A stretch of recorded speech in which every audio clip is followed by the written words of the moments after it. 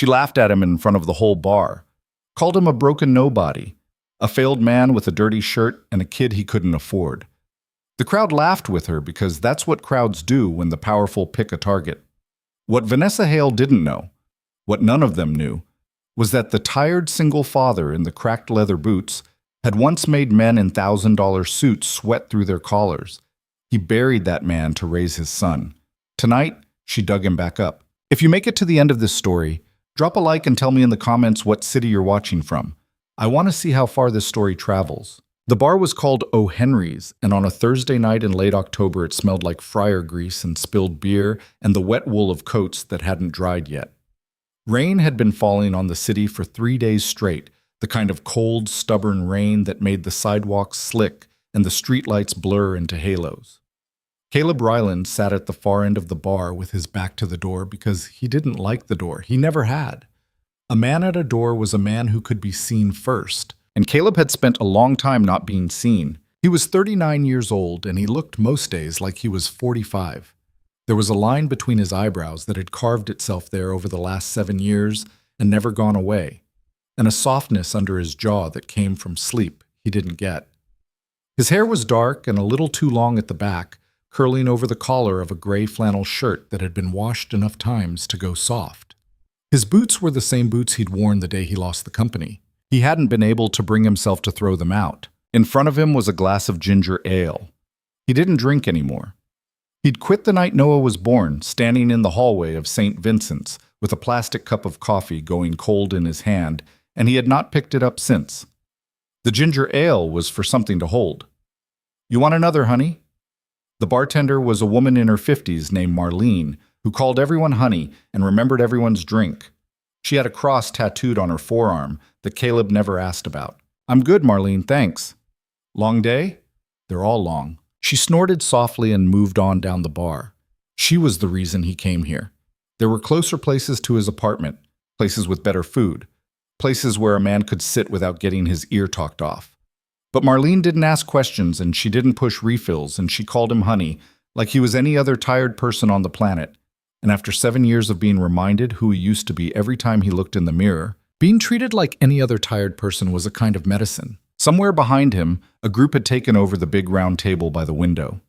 He could hear them without looking. 4 or 5 voices, the brittle laughter of people who had been drinking since 5 o'clock and wanted everyone to know they were important. A woman's voice cut through the rest, bright and sharp, the kind of voice that had been trained to hold a room. "I'm telling you, if I have to sit through one more presentation by that man, I'm going to start drinking at breakfast." The others laughed on cue. Caleb didn't turn. He stirred his ice with the red plastic straw and thought about his son. Noah was 7. Noah was at Mrs. Delacroce's apartment down the hall, which meant Noah was almost certainly eating a grilled cheese sandwich cut into 4 triangles and watching a nature documentary about octopuses, which was his current obsession. Octopuses had 9 brains. Noah had told Caleb this 4 times in the last 2 days, with the patient outrage of a 7-year-old who could not understand why the adults in his life were not more impressed. Caleb had a meeting in the morning with a foreman out at a half-finished condo project in the Riverside district. Security consulting, mostly. Camera layouts, keycard systems, the kind of work a man could do with half his brain turned off. It paid enough to keep Noah in the good school, the one with the art program Noah loved, and it paid enough to keep the lights on, and it did not require Caleb to stand in front of anyone or be anyone or explain himself. That was the value of it. That was the whole point. He was thinking about whether the foreman would be sober this time when someone bumped his shoulder hard enough to slosh his ginger ale. "Oh, sorry." The voice wasn't sorry. Caleb could tell without looking. He glanced up. She was maybe 34, maybe 35. Blonde hair pulled back so severely it had to hurt. A charcoal suit that had been tailored by someone who knew what they were doing. Heels that had cost more than Caleb's rent. There was a glass of something clear in her hand. Vodka soda, probably. The standard issue drink of people who wanted to look like they were drinking without actually getting drunk. Her lipstick was the color of dried blood. "Didn't see you there," she said, and the corner of her mouth pulled up in a way that was not quite a smile. "No problem." He looked back at his drink. That should have been the end of it. It wasn't. She didn't move. He could feel her there beside him, assessing. Women like her didn't end up at bars like O'Henry's on Thursday nights by accident. O'Henry's was 3 blocks from the Meridian Tower where the money lived, and sometimes people from the money came slumming for the atmosphere. Caleb had watched it happen before. They came in looking for what they thought was real America, and then they looked around and realized real America smelled like fryer grease. And then they drank louder than anyone else to prove they belonged. "What are you having?" she asked. "That looks depressing." "Ginger ale." "Ginger ale," she laughed. It wasn't a nice laugh. "At a bar? On a Thursday night?" "That's right." "Designated driver?" "Something like that." She was still standing too close. He could smell her perfume, something expensive, something with citrus and a green note underneath, the kind of perfume that cost $400 a bottle. 7 years ago, he could have identified the brand. Probably he could still identify the brand. He didn't try. "Vanessa," one of the voices at the round table called. "Vanessa, come on, we ordered you another one." "1 second," she called back, not turning around. She was looking at him. She was looking at the flannel shirt and the boots and the line between his eyebrows. And Caleb watched her make the assessment people like her made in under 2 seconds. And he watched her face decide. "Let me guess," she said. Her voice had gotten a little louder. Her friends were listening now. He could feel the shift at the round table behind him, the way the laughter had paused. "Construction? Maintenance? Something with your hands?" "Security." "Security." She said it the way you'd say the name of a disease, like a guard. "Consulting." "Oh, consulting." She drew the word out. "That's what they call it now. That's cute." Caleb stirred his ice. He knew this game. He knew it the way you know a song you haven't heard in 10 years. The second it starts playing, your body remembers all the words. There had been a time in the old life when men like her would have tried this on him in conference rooms and boardrooms and on the phone at 2 a.m, and he would have leveled them in a single sentence and then gone home and forgotten their names. That reflex was still in him somewhere. He could feel it in his jaw. He swallowed it. He had a son. He had a meeting at 7:30. He had a routine, a life, a peace.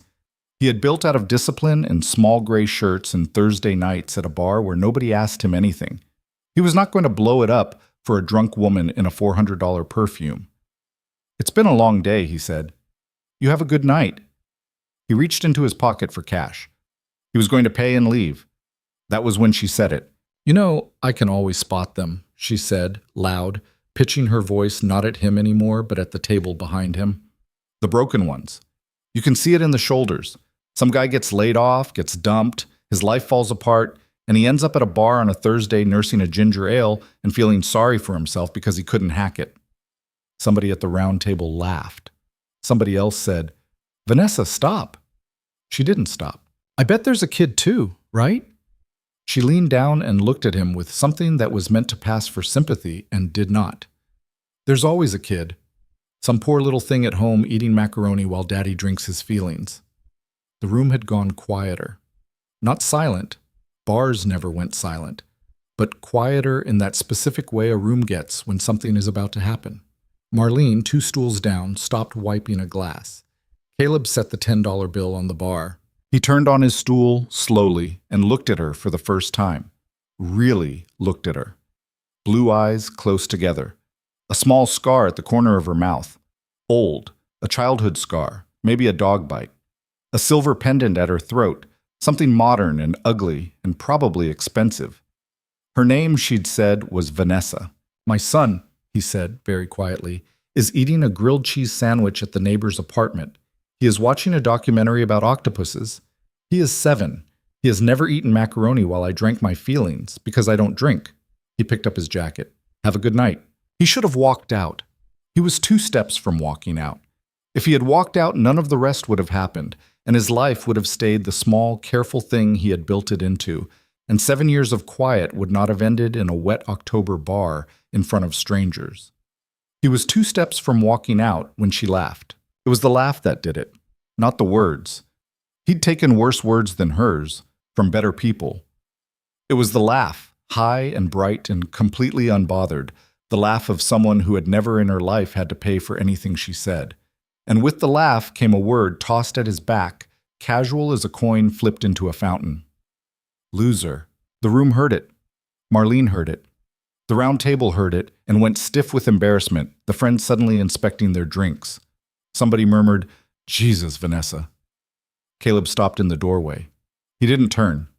He stood there with his hand on the brass plate of the door, and he looked out at the rain, and somewhere under the old, careful 7 years buried man there was a stirring, like something rolling over in its sleep. He could feel his pulse in his teeth. "Don't," he told himself. "Don't." Noah. The meeting. The small, careful thing you built. He pushed the door open and walked out into the rain. The rain was colder than he'd expected. It came at him sideways down Chestnut Street, and by the time he got to his truck, a 15-year-old F-150 with a rust bloom on the rear fender and a child's booster seat in the back, his flannel was soaked through at the shoulders. He sat in the cab with the key in the ignition and didn't turn it. His hands were shaking. Not from cold. He knew the difference. The shaking was a specific shaking, an old shaking, the kind that had come over him in boardrooms right before he did something that would make the lawyers very happy and someone else very poor. It was the shake of the hunter before the hunter moves. He hadn't felt it in 7 years. He pressed his palms flat against the steering wheel until they stopped. "She's drunk," he said out loud to the empty cab. "She's drunk, and she's stupid, and you're going home." He started the truck. The drive to the apartment took 11 minutes in traffic and 6 at this hour. He drove it on autopilot, windshield wiper slapping, the heater making its familiar asthmatic wheeze. He passed the closed-down Blockbuster that had become a vape shop, and the laundromat where the Polish woman always gave Noah a lollipop, and the corner where the bus stop had a poster of a smiling family advertising life insurance. Normal things. The things of his normal life. Loser. The word kept coming back, not because it hurt. He had been called worse, by people whose opinion mattered, and it had not killed him. It came back because something about it wouldn't sit right. It came back because when he played back the scene in his head, he kept catching on something she'd said first, something that had sailed past him in the moment, and only now was looping around. If I have to sit through one more presentation by that man, she worked for somebody. Obviously, she worked for somebody. The suit, the perfume, the brittle, entitled laugh of a woman who had been climbing a ladder for a decade and was angry it wasn't climbing faster. But who did she work for, and who was that man? And why did the shape of her, the particular shape of her brittleness, feel like a shape he had seen before? He shook his head. "Stop it," he said. Mrs. Delacroce's door was open a crack when he got there, and he could hear the television through it. A British man was narrating something about ink. The common octopus, when threatened, releases a cloud of ink that can... "Dad!" Noah was off the couch in a blur. Small, dark-haired, wearing the Spider-Man pajamas that were now too short in the ankle, and collided with Caleb's legs at full speed. Caleb caught him one-armed and held him for a second longer than he usually did. "Hey, buddy. Did you know octopuses can taste with their arms?" I did not. They have taste cells in the suckers. And so when they put their arm on something, they can taste it without putting it in their mouth. "That's pretty good." "It's very good," Noah said, with the seriousness of a 7-year-old delivering a scientific correction. "You're wet." "It's raining." "I can see that, Dad. I'm not a baby." Mrs. Delacroce appeared in the hallway, a tiny woman in a house dress with a tea towel over her shoulder. She patted Caleb's arm the way she always did, a small proprietary pat, as if he belonged to her in some minor way. He ate 2 sandwiches. 2. The boy is growing. "Thanks, Teresa. What do I owe you?" "Stop." She waved him off. "You bring me pierogies from the Polish place on Saturday. We are even. Go, go, the child is tired." Back in their apartment, 2 small bedrooms, a kitchen with a stove whose back burner didn't work, a living room whose carpet was older than Caleb. He ran Noah a bath. He sat on the toilet lid and read out loud from the library book about octopuses, and Noah corrected his pronunciation of cephalopod twice. And by the time Caleb had the kid tucked into bed and the nightlight on, it was 10:15 and the shaking in his hands had gone down to a tremor he could ignore. He stood in Noah's doorway for a minute, watching him breathe. He thought, "I almost did something stupid tonight." He thought, "I'm going to forget her name by Monday." He went to bed. He couldn't sleep. For a long time he lay on his back in the dark, listening to the rain and the radiator clanking and the fridge in the kitchen cycling on and off. He watched the stripe of streetlight on the ceiling. He thought about the meeting at 7:30. He thought about his son's small round head on the pillow 2 walls away. He thought about the flannel shirt hung up on the back of the chair, still damp, and about the $10 bill he'd left on the bar, and about Marlene's face when she'd heard the word loser and stopped wiping the glass. And he thought, against his will, if I have to sit through one more presentation by that man. Somewhere around 1 in the morning, he got out of bed. The apartment was cold. He pulled on a sweatshirt and padded barefoot down the hall to the little room he had set up as a home office, which was really a closet with a desk in it. On the desk was a laptop. Not a new one, not a flashy one, a 5-year-old ThinkPad with a dent in the case from when Noah had dropped it at 4 years old. Caleb sat down. He opened the laptop. He stared at the login screen for a long time. Don't, he told himself. He logged in. He did not do anything dramatic. He did not pull out a hidden server or crack a database or any of the things he might have done once, long ago, when he had been someone else. He opened a browser. He opened a private window. He typed, Vanessa Executive. He deleted it. He typed, Meridian Tower Executives. He stared at the search bar. Then, slowly, he closed the browser. He shut the laptop. He put his face in his hands. Go to bed, Caleb, he said. He went to bed. He did not sleep. The morning was gray the way October mornings in this city were always gray. A flat pearl sky, wet streets, steam coming up from manhole covers. Caleb was on his second cup of coffee at 6:15 when Noah shuffled into the kitchen dragging a stuffed octopus by one tentacle. His name is Inky, Noah informed him, climbing into the chair. He needs breakfast too. What does Inky eat? Crabs. But we don't have crabs, so he'll eat cereal. Reasonable. Caleb poured 2 bowls of cereal, one for Noah and one, solemnly, for Inky, which Noah then ate himself. They talked about octopuses. They talked about whether a shark could beat an octopus in a fight. Noah. Yes, if the shark was big enough. Caleb. Disputed. They did not talk about last night. At 7:10, Caleb dropped Noah at school. At 7:30, he met the foreman at the condo site in Riverside. The foreman was sober, which was a small mercy. They walked the perimeter. Caleb pointed at things. The foreman nodded. It took an hour. At 8:40, he was back in his truck with a thermos of bad coffee and a to-do list on the passenger seat. The rain had thinned to a drizzle. The city was waking up around him, people with umbrellas hurrying down the sidewalks, the Polish woman opening the laundromat, a bus hissing to a stop at the corner. Normal things. The things of his normal life. He sat in the truck with the engine off and looked at the to-do list. He thought about Vanessa Hale. He didn't know her last name was Hale yet. He didn't know anything about her, not really. He only had a first name, a suit, a laugh, and the ghost of a sentence. If I have to sit through one more presentation by that man, that was worming in the back of his brain like a splinter he couldn't quite find. He should have driven home. He should have gone home and called the HVAC guy about the back burner and done his invoices and forgotten about her. That was the plan. That had been the plan for 7 years. Forget, keep your head down, raise the boy, don't look back. Instead, he started the truck and drove downtown. He didn't go to her. He didn't even know where she was. He parked 3 blocks from the Meridian Tower on a side street and walked, hands in his pockets, in the drizzle, and he let himself do something he had not let himself do in a very long time. He let himself look. He looked at the city the way he used to look at it. The old way of looking was not like normal seeing. The old way was more like reading. Every building, every signboard, every logo on every coffee cup was a piece of information in a web, and the web had a shape, and the shape told a story. Caleb had been very good once at reading that shape. It was what had built his company, back when there had been a company. It was what had made people afraid of him, back when people had been afraid. He stood across the street from the Meridian Tower with his coffee in his hand, and he read the shape of it. The tower was 62 stories of dark blue glass.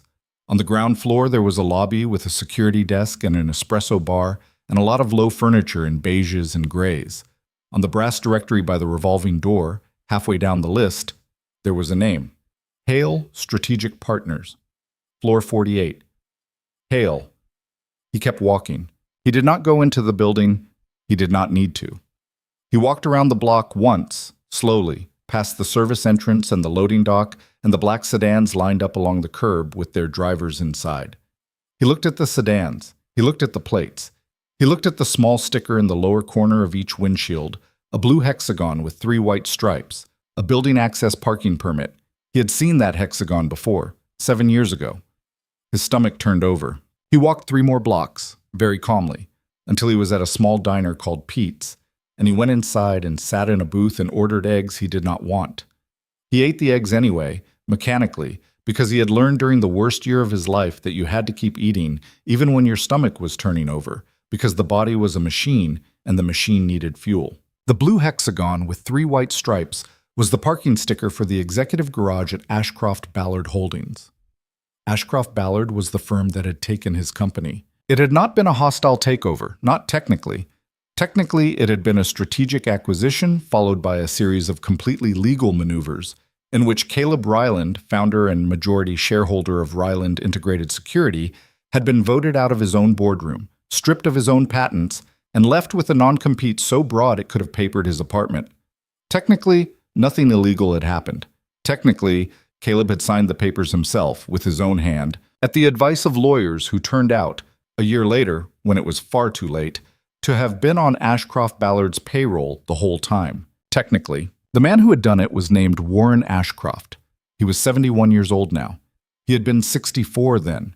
He had the face of a kindly uncle and the ethics of a shark.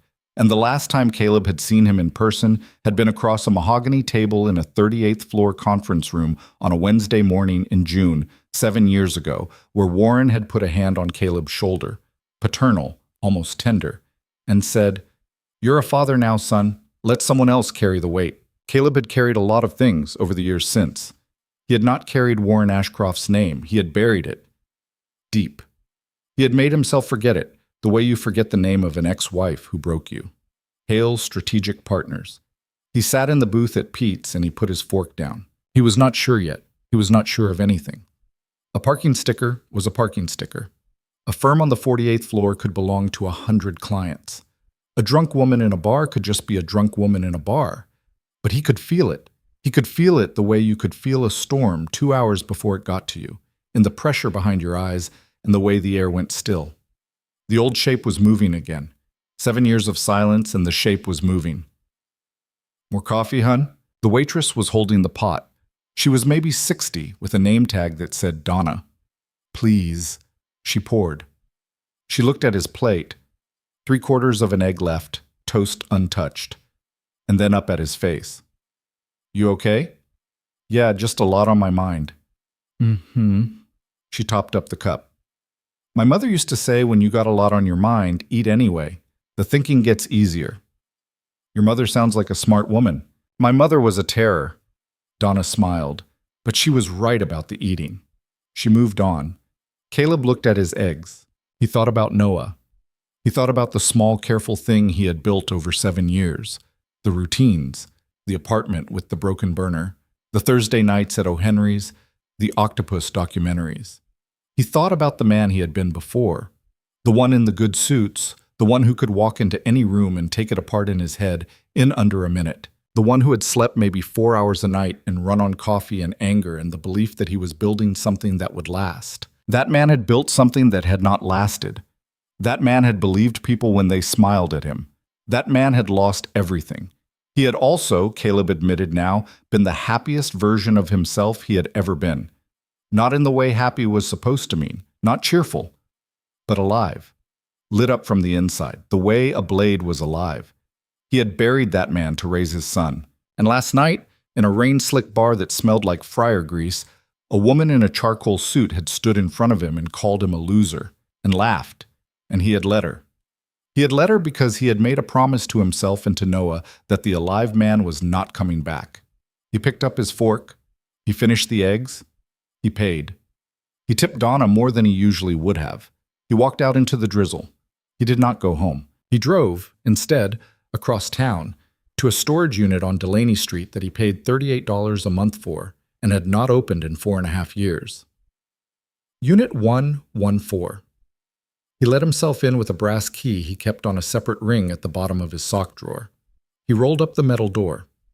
Inside, on a low shelf, was a cardboard banker's box with a faded label that said RIS, MISC.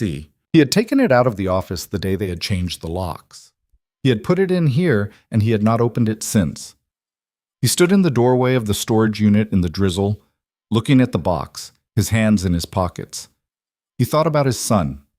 He thought about the word loser in the mouth of a woman who worked, he was now almost sure, for the same empire that had taken everything from him.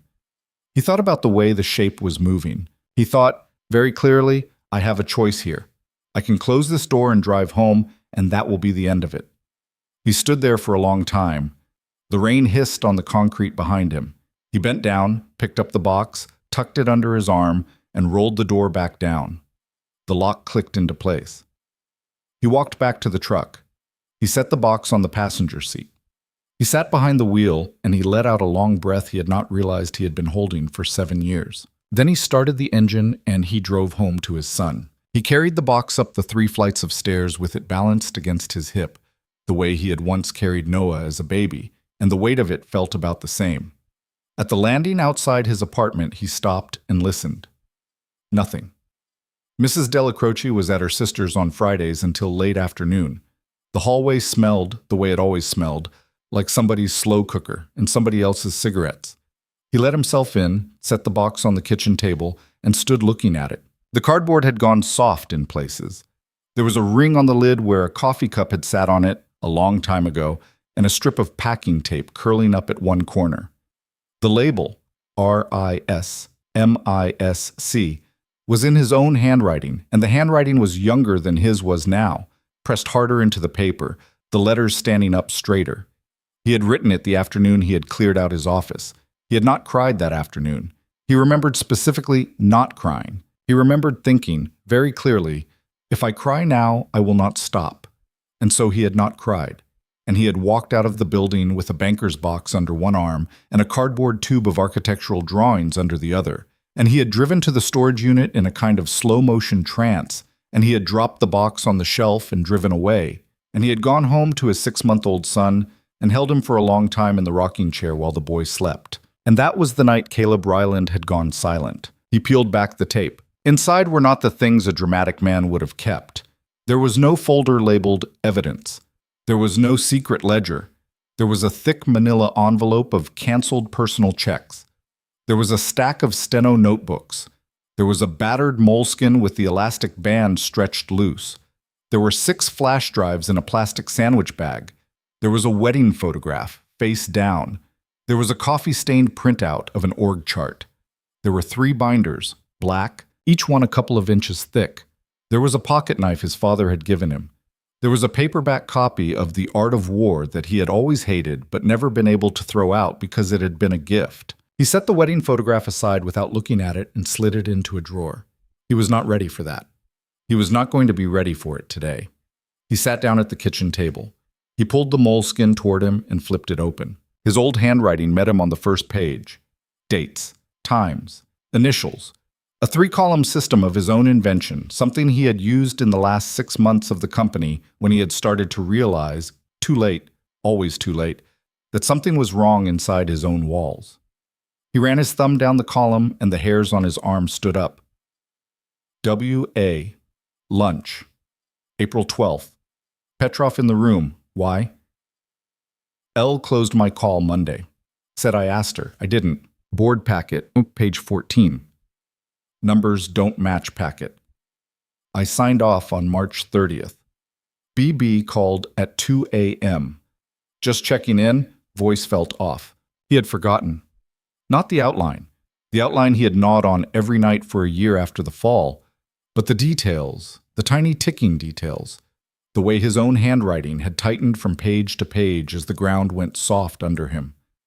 Reading it was like watching himself drown in slow motion through a window. He wanted to shout at the man on the page, "Get out, you idiot! Get out now!" But the man on the page had been a young father who had still believed, on some stupid, stubborn level, that if he just worked harder and stayed later and was decent to everyone, the decent thing would win. Caleb shut the moleskin. He put his hand flat on the cover for a second. "All right," he said to no one. He opened the laptop. He did not this time go to a search engine. He went instead to a file manager, and he plugged one of the flash drives into the USB port, and he sat very still while his ancient ThinkPad thought about whether it was willing to read a drive it had not seen in 4.5 years. It made its asthmatic wheeze. A folder opened. Inside were subfolders, neatly labeled, the labels in the same overcareful hand as the notebook. Contracts, correspondence, financials, 2016 to 2018, legal. He clicked correspondence, email archives, hundreds of them. He had, back then, made his own backups of his own inbox once a week, every Friday at 6 p.m., because even then, some animal part of his brain had been warning him that the ground was soft. The IT department had rolled its collective eyes at him. He had done it anyway. He opened the most recent one, June 9th, 2018. 3 days before the vote, the subject line was Board Materials, Revised. The sender was El Patel. Lauren Patel had been his chief of staff for 2 years. She had been the godmother at Noah's naming. She had, it turned out later, been the one who had walked his schedule into Warren Ashcroft's office every Monday morning for 8 months. He did not read the email. He didn't need to. He had memorized it in the dark days. What he did was scroll down and down and down through the chain, past his own replies that had gone politely unanswered, past the attached PDFs to the bottom of the thread, where, he remembered now with a small dry laugh, Lauren had accidentally left in a forwarded stub from someone else's correspondence. The stub was 3 lines long. It said, "Walk him gently, L. He has the kid. He'll fold. W." Where was Warren Ashcroft? Lauren had forwarded a piece of a private message from Warren into Caleb's own inbox by mistake. 1 line. One sloppy moment in an otherwise surgical operation. Caleb had seen it at the time. He had printed it at the time. He had shown it to his lawyer at the time. His lawyer, who, he would learn 6 months later, had taken a job at Ashcroft Ballard's preferred outside counsel less than a year after the whole thing was over. The lawyer had told him, kindly, that it was not enough, that it was inflammatory, not evidential, that he should let it go. He had let it go. He was not letting it go now. He sat back in the kitchen chair. The apartment was quiet. On the counter, the coffee pot hissed. Outside, the drizzle had thickened back into rain, and he could hear a car alarm going off 2 blocks over. For the first time in 7 years, Caleb Ryland smiled. It was a small, private smile, not pleasant, the smile of a man realizing he still had teeth.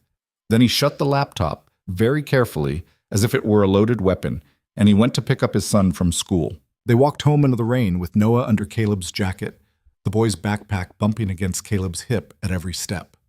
Noah was telling him about a kid named Marcus who had said that dogs were better than octopuses. "He doesn't even know anything," Noah said, indignant. "He said dogs are smarter. I told him a dog can't open a jar. An octopus can open a jar, Dad, from the inside." "That's true." "He said I was making it up. I wasn't. Mrs. Kim said I wasn't. She said I was scientifically accurate." "Mrs. Kim is a wise woman. I want to be a marine biologist. Last week you wanted to be a pilot. Pilots don't get to touch octopuses." Strong argument. At the door of the apartment, Noah stopped and looked up at him seriously. Rain was running off the hood of his little yellow slicker. "Dad." "Yeah, bud." "Are you okay?" The question caught him in the chest. Noah had a way of doing that. Small, sudden, accurate. The kid had been reading him since he was 3. "I'm fine. Why?" "You had your quiet face." "What's my quiet face?" "The face where your eyes go away." Caleb crouched down in the hallway so he was level with him. The hood of the slicker dripped onto Noah's nose. He wiped it off with his thumb.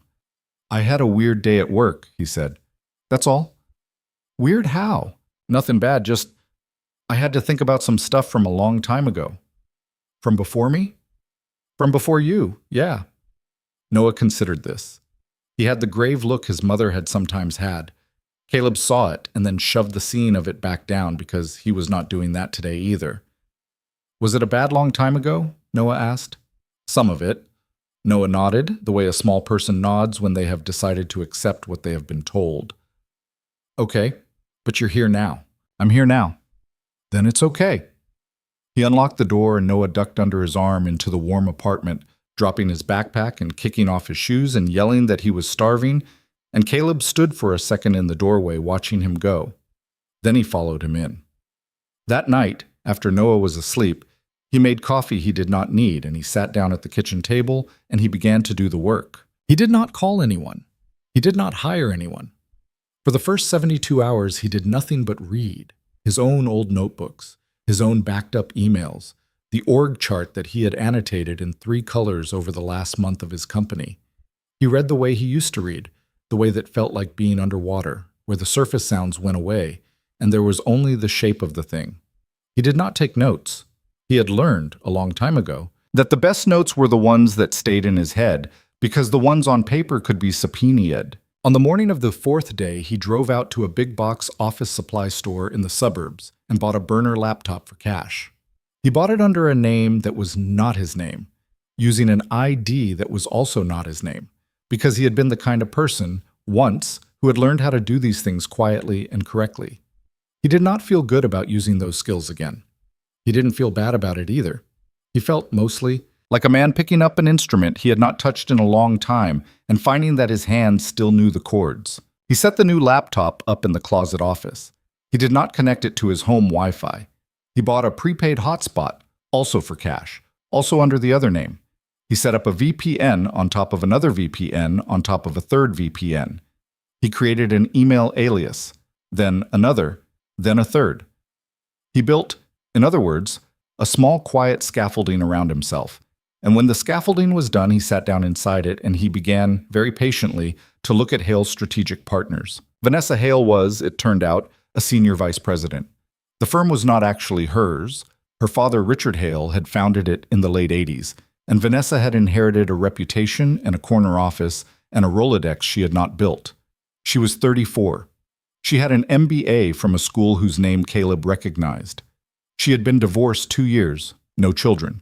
Her LinkedIn said she was passionate about elevating leaders and listed 5 speaking engagements at conferences Caleb had never heard of. Her public photographs were all the same photograph, slightly retouched.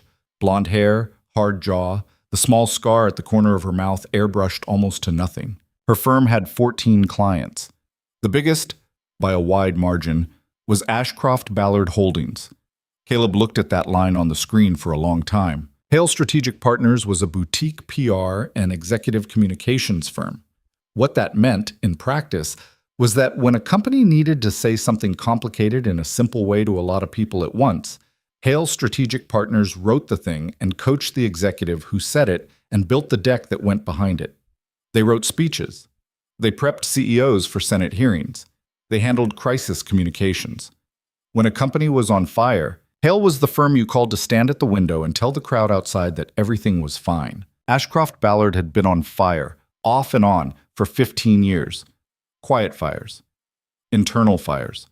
The kind of fires a public didn't see. Caleb knew about some of them because he had lived inside the company during one of them, in the months after the takeover, before they had finished squeezing him out. There had been the divestiture of the Gulf Coast subsidiary in 2017. There had been the wrongful death settlement in Denver. There had been the quiet ejection of a CFO in 2019 who had walked out of the building with a non-disclosure that ran to 37 pages. Caleb had watched all of it from the outside by then, bitter and broken and too tired to care. He had not noticed, because he had not been looking, that each of those crises had been followed, within a month, by a Hale Strategic Partners press event. He noticed now. He built a timeline on a legal pad, not a digital timeline, a paper one, in pencil, which he would burn in the sink when he was done with it. On the left side, he wrote the Ashcroft Ballard crises, as best he could reconstruct them from public filings and news archives. On the right side, he wrote the Hale interventions, press conferences, op-eds by ghost-written executives, the careful managed leaks to friendly reporters. They lined up like dance partners. They had been lining up for 15 years. This was useful information, but it was not yet useful enough. A PR firm that worked for a big client was not, by itself, criminal. A lot of PR firms worked for a lot of bad clients. What Caleb needed was the other thing, the thing under the thing, the reason a PR firm was functioning over and over, as the specific and very intimate cleanup crew for the specific and very intimate wrongdoing of a specific and very intimate holding company, with no other firm ever being brought in for second opinions. 15 years of exclusivity. 15 years of one hand washing one other hand. He drew a line between the two columns on the pad. He tapped the line with the end of the pencil. He thought, there's a person. There was always a person. That was one of the things the young Caleb Ryland had learned, the hard way, the year his company had been taken from him. Institutions did not betray you. Processes did not betray you. It was always, in the end, a person, with a name and a face and a mortgage and a reason. Find the person, and you found the thread. Pull the thread, and the whole sweater unraveled. He got up. He walked to the window. Outside, the rain had finally stopped, and the sky over the rooftops was the color of an old bruise. He pressed his forehead against the cold glass and let himself think, for one long, unguarded second, about who the person might be. Then he went to bed, and for the first time since Thursday night, he slept, hard and dreamless, for 6 straight hours. The thing Caleb had not expected, going back into this, was how much of his old life had been muscle memory. He had been afraid those first few nights at the kitchen table that he had lost it. That 7 years of changing diapers and running security audits for strip mall dentists had dulled whatever had once made him good. He had been braced for the humiliation of discovering he was, in fact, the broken nobody Vanessa Hale had called him. Instead, he discovered the opposite, and it unsettled him worse than the first fear had. The instincts were still there. They were not rusted. They were, if anything, sharpened, maybe, by 7 years of sitting still and watching other people. The quiet years had not taken the knife from him. They had stropped it. He caught himself, one night in the second week, staring at a spreadsheet of transfer dates between 2 of Ashcroft Ballard's Shell subsidiaries, and noticing a pattern that did not belong there. A 6-day gap between every third and fourth transfer, consistent, like a breath. And he felt something rise in him that he had not felt in a long time, something bright and cold and a little ugly. He was enjoying this. The recognition arrived and he flinched from it. He got up from the desk and went and stood in Noah's doorway and watched his son sleep for a long time, to remind himself what he was actually doing and why. Noah slept with his mouth slightly open and one hand tucked under his cheek, the way he had slept since he was 2. Inky the octopus had fallen onto the floor. Caleb went in on silent feet, picked up the stuffed animal, and tucked it back into the crook of the boy's arm. Noah did not stir. This, he reminded himself, standing there. This is the point. Everything else is the root. He went back to the desk. By the end of the second week, he had something. Not a case, he was a long way from a case, but a shape, a human shape. Her name was Renata Ortiz. She was 46 years old. For 11 years, she had been the senior vice president of corporate development at Ashcroft Ballard, which was a bland title that meant she signed off on the paperwork whenever the company bought something or sold something or moved something across a state line. She was the person whose initials appeared on the bottom of every acquisition document. She had been the person whose initials had appeared on the bottom of the documents that had carved up Ryland Integrated Security 7 years ago. Caleb had never met her in person. He remembered her name because he had signed his own corpse over to it. Renata Ortiz had resigned from Ashcroft Ballard on the first Monday of July, 11 months ago, with no explanation.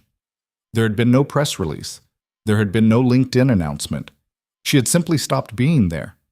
Her replacement had been announced 5 weeks later, with a warm note from Warren Ashcroft praising her many contributions and wishing her the best in her next chapter. Renata Ortiz's next chapter, as far as the public record was concerned, was retirement.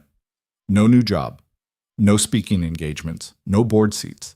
She had gone, at 45, from a $2 million a year sinecure to nothing. And the internet had not noticed, because Renata Ortiz had never wanted the internet to notice her in the first place. She had been, for 11 years, the quiet woman in the back of the photograph. Women like Renata Ortiz did not retire at 45 by accident.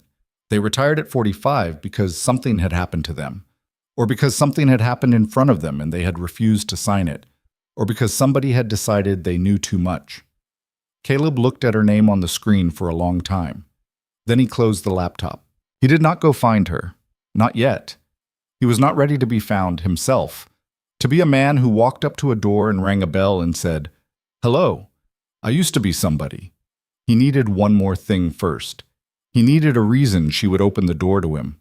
Approaching Renata Ortiz without a reason was the kind of rookie mistake the young Caleb Ryland would have made. The Caleb Ryland, who was now 39 years old and had buried his younger self in a storage unit on Delaney Street, was not going to make it. He needed leverage. He did not want to use it as leverage. He wanted to use it as a handshake. There was a difference, he told himself, even if the difference was sometimes only visible to him. While he worked, his life kept happening. Noah's school had a science fair. Caleb spent a Saturday afternoon at the kitchen table with him, making a diorama of the deep-sea floor out of a shoebox and painted over styrofoam, and Noah argued with him for 45 minutes about whether the anglerfish should be on the left or the right of the scene. "The left, Dad. He's stalking." The landlord called about the rent being 2 days late. Caleb apologized, paid it that afternoon, apologized again. Mrs. Della Croce made pierogi and sent a plate over with Noah. The back burner of the stove still did not work. Caleb meant to call the building super about it, and did not, because the box on the kitchen table had become the table, and the table had become the apartment, and he was running, without realizing it, on 4.5 hours of sleep a night. He almost got caught once during those weeks by his own son. It was a Wednesday, a little past 6 in the morning. Caleb had been up all night.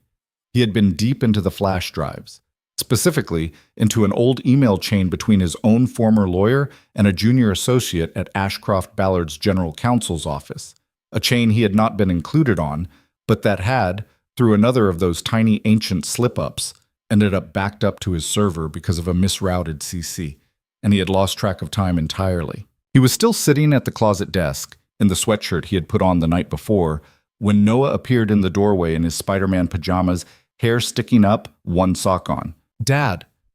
Caleb's hand moved instantly and shut the laptop, and in the instant of the movement he hated himself for the smoothness of it, for the reflex of a man hiding something from a child.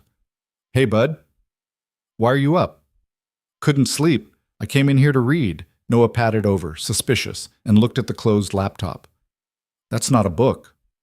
"I was reading on it. It's the middle of the night. It's 6 in the morning." "That is the middle of the night, Dad. It's dark." Caleb pulled him up onto his lap. Noah came, reluctantly, still inspecting the desk. His small, warm weight settled against Caleb's chest, and Caleb rested his chin on top of the boy's head, and for a second he forgot the email chain entirely. The boy smelled like the apartment, like laundry soap and the plastic of the mattress protector, and something sweet that was just him. "You mad at me?" Noah asked. "What? No, why would I be mad at you? You've been in here." "I've been working." "You work at the kitchen table." "Sometimes I work in here." "No," Noah said, with the terrible specificity of a 7-year-old, "you don't. You work at the kitchen table and you listen to the radio. You haven't been listening to the radio." Caleb closed his eyes. He had been a father long enough to know that you did not lie to a child who was paying attention. Children who were paying attention always knew eventually, and the lie was worse than whatever the lie was covering. "I've been working on something extra," he said. "Something I have to do by myself." "For money?" "Not exactly." "For school?" "I'm not in school, buddy." "Adults go to school sometimes. Mrs. Kim's husband went to school to be a doctor, and he's really old." "Mrs. Kim's husband is 34. He has gray hair." "One hair. He has one gray hair." Noah laughed. The laugh vibrated against Caleb's sternum. "Dad, seriously, what are you doing?" Caleb thought about how to say it. "A long time ago," he said slowly, "somebody did something that wasn't fair to me. And for a long time I didn't do anything about it because I was busy with you, and I was tired, and I didn't think it would change anything. And now I've changed my mind. I'm going to do something about it, but it's grown-up stuff, and it's going to take a while." Noah was quiet, listening. He had gone still the way he went still when he was taking something seriously. "Are they a bad guy?" he asked. "Some of them, yeah." "Are you going to get in trouble?" "No, buddy. I'm going to be careful."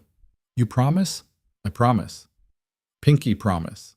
Caleb held out his little finger and Noah hooked his around it. "Okay," Noah said, "but you can't stop listening to the radio. The radio's how I know you're home." "I'll put the radio back on." "And you gotta sleep." "I'll sleep." Swear. I swear. Okay. Noah slid off his lap. I want cinnamon toast. You got it. He made cinnamon toast. He made 2 slices for Noah and 1 for himself, and they ate it standing at the counter because the kitchen chairs were covered in printouts he had not yet put away. Noah wiped cinnamon sugar onto the front of his pajamas, and Caleb, watching him, thought for the 10th time that week about the way a child's presence could reshape a room. The apartment, while Noah was in it, was an apartment where a man made cinnamon toast. The apartment, when Noah was at school, was an apartment where a man reread his own canceled checks from 2017.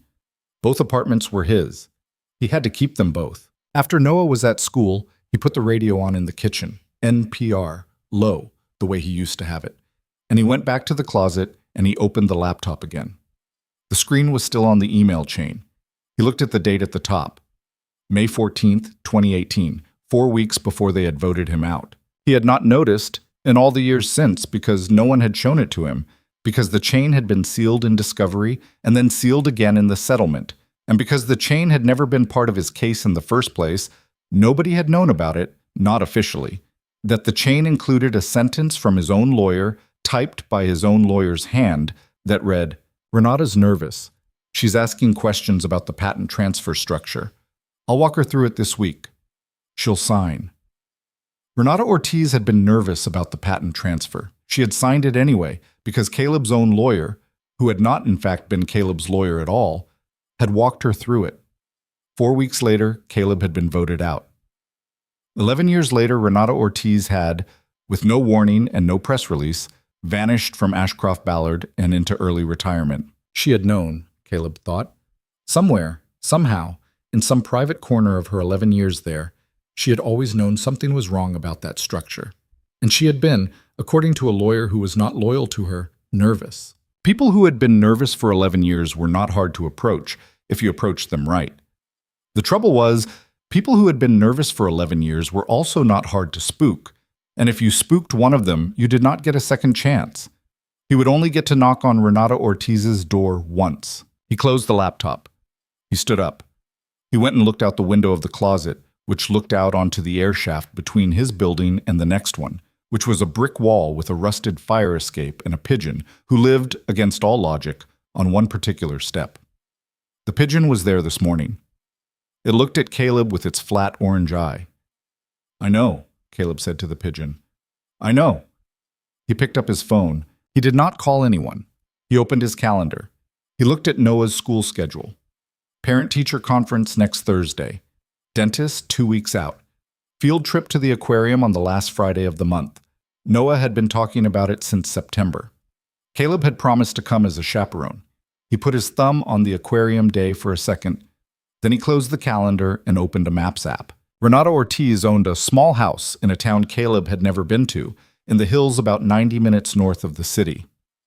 He had pieced the address together from a property record, a registered voter roll, and a Google-cached photograph of a mailbox with a particular pattern of dents in it. She lived alone. Her Subaru had been parked in the same spot for a week. There was a woman who might have been her sister staying with her. Caleb had watched, very briefly and very carefully, a set of public social media posts about a visit, but the sister had flown back to Arizona on Tuesday. He did not plan to go to her house. He planned to go to the coffee shop 2 doors down from her house, which he had found because Renata Ortiz's sister had, against all security instincts, posted a picture of a latte with the shop's logo on the cup and the words, "Miss my sis already." He was going to be at that coffee shop tomorrow morning. He was going to be there at 8:30, which was when, according to the data he should not have had, but did, Renata Ortiz picked up her morning coffee. And he was going to look, for the first time in 7 years, into the face of a person who had signed his company away, and he was going to find out whether she had known then what she seemed to know now. He set the phone down. He stood for a long moment in the closet office, the pigeon on the fire escape watching him. Then he went into the kitchen and turned the radio up, because Noah had asked him to, and because the sound of it made the apartment feel less like the apartment of a man who was about to do something irreversible. That night, putting Noah to bed, he read 2 extra chapters of the octopus book, the one about camouflage, and he let Noah stay up 15 minutes past lights out because the boy was telling him a theory he had about mimic octopuses that was, against Caleb's expectation, fairly impressive. When Noah finally drifted, Caleb sat on the edge of the bed a long time with his hand on the small, warm back, feeling the breath go in and out under his palm. He thought about the woman at O'Henry's. He thought about the way she had laughed. He thought about the blue hexagon on the windshields and the initials at the bottom of the patent transfer and the quiet woman who had retired at 45. He thought, I'm going to do this right. He thought, I'm going to do this quietly. He thought, and when it is done, whoever it is done to is not going to see it coming because they still believe, like she believed on Thursday in the bar, that the tired man with the kid has already been beaten. He kissed the top of Noah's head. He turned off the lamp. He walked down the hall to the closet office, and he packed a small, clean, unmemorable bag for the morning drive. A jacket. A notebook that had nothing in it yet. The pocket knife his father had given him, because his father had always said a man should have a blade and a word and one good memory, and 2 out of 3 would get you through most days. He zipped the bag and set it by the door. Then he went to bed, and this time he slept. He woke before the alarm, which surprised him, because he had not set the alarm expecting to beat it.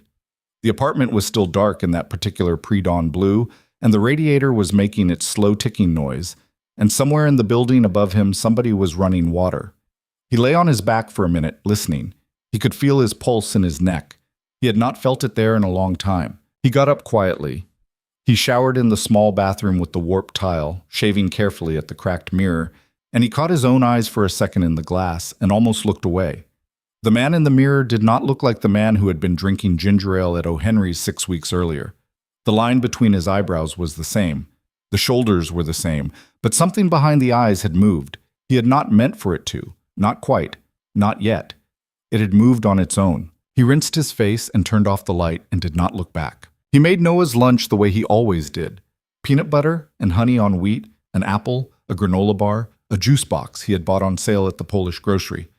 And he wrote, "I love you, bud," on the napkin, the way he always did, though today he pressed the pen a little harder into the paper than usual. He left the lunchbox on the counter where Mrs. Della Croce would see it when she brought Noah down at 7:30. He had asked her the night before if she could do the school run, and she had waved him off without a question, the way she always did, and said, "Go, go. Whatever it is, I will feed the boy oatmeal." He went into Noah's room. The boy was asleep on his stomach with one leg hanging off the bed, and Inky the octopus jammed between his face and the pillow. Caleb stood in the doorway a long time. He did not go in. He had learned over 7 years that if he went in, he would be caught, and the goodbye would turn into a ceremony, and the ceremony would be harder on both of them than it needed to be.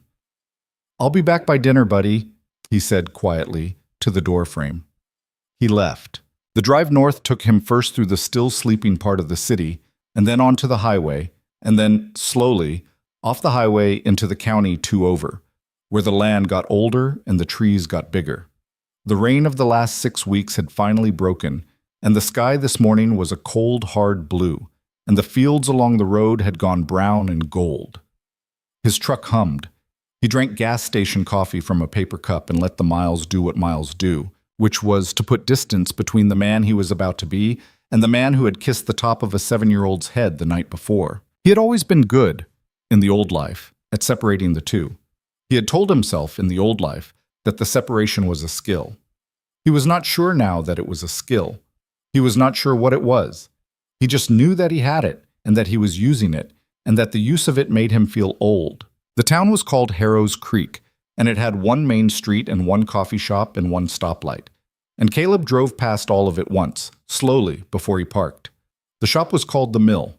It had a hand-painted sign with a water wheel on it. He sat in his truck across the street for 6 minutes and watched the door. A man in a barn coat went in. An older woman with a dachshund on a leash went in. Nobody who was Renata Ortiz went in. At 8:24, a silver Subaru came down the main street from the north end of town and parked 3 spaces in front of him. Caleb's hand, resting on the steering wheel, went still. The woman who got out of the Subaru was in her mid-40s. She was small. That was the first thing he noticed. He had been expecting, for some reason, a tall woman, probably because, in his mind for 7 years, Renata Ortiz had been a signature on a page, and signatures did not have heights. She was maybe 5'2". She wore a dark wool coat and jeans and brown leather boots that had been expensive once and were scuffed now in a way that suggested she actually walked in them. Her hair was black and shoulder length and streaked with gray at the temples.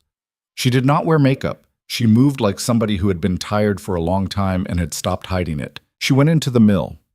Caleb sat in the truck another 30 seconds. He breathed. He thought, last chance to drive away. He thought about Noah's face yesterday morning. You promise? Pinky, promise? And about the radio in the kitchen, and about the small life he had made. And he thought about the woman in the charcoal suit in the bar, and about the blue hexagon sticker, and about a line typed by a lawyer who had not been his lawyer. Renata's nervous. He got out of the truck. The bell over the door of the mill made a small clean sound when he pushed it. The shop was warm and smelled like butter. There were 6 tables and a glass case with scones and muffins in it, and a teenage girl behind the counter reading a paperback. Renata Ortiz was in the second-to-last booth by the window with her back to the door. There was a coffee in front of her and a newspaper she had not opened. She was looking out the window at the street. He did not go to her booth. He went to the counter and ordered a coffee, black, and a scone he did not want, and he paid with cash. He did not look at her while he did this. He carried his coffee and his scone to the booth across from hers. Not the booth next to hers, not facing her. The booth across the room, by the wall. He sat down with his back to the wall, facing the door. He set the coffee down. He unfolded a paperback he had brought with him for exactly this moment, a battered library copy of a John le Carré novel, and he opened it to a page he was not going to read. He could see her, in his peripheral vision, from where he was sitting. He could see the window beside her, and the top of her head, and the angle of her shoulder. He waited. He had learned in the old life that the people you wanted to talk to were the people who first needed to feel safe. Renata Ortiz had spent 11 months in a small town in the hills because she wanted to feel safe. If he went to her in the first minute, she would bolt. He had to let her look at him first. He had to let her decide on some animal level that he was not a threat. So he sat. He turned a page he had not read. He took a sip of his coffee. He watched the door like a man waiting for someone who was running late. 4 minutes went by. Then 5.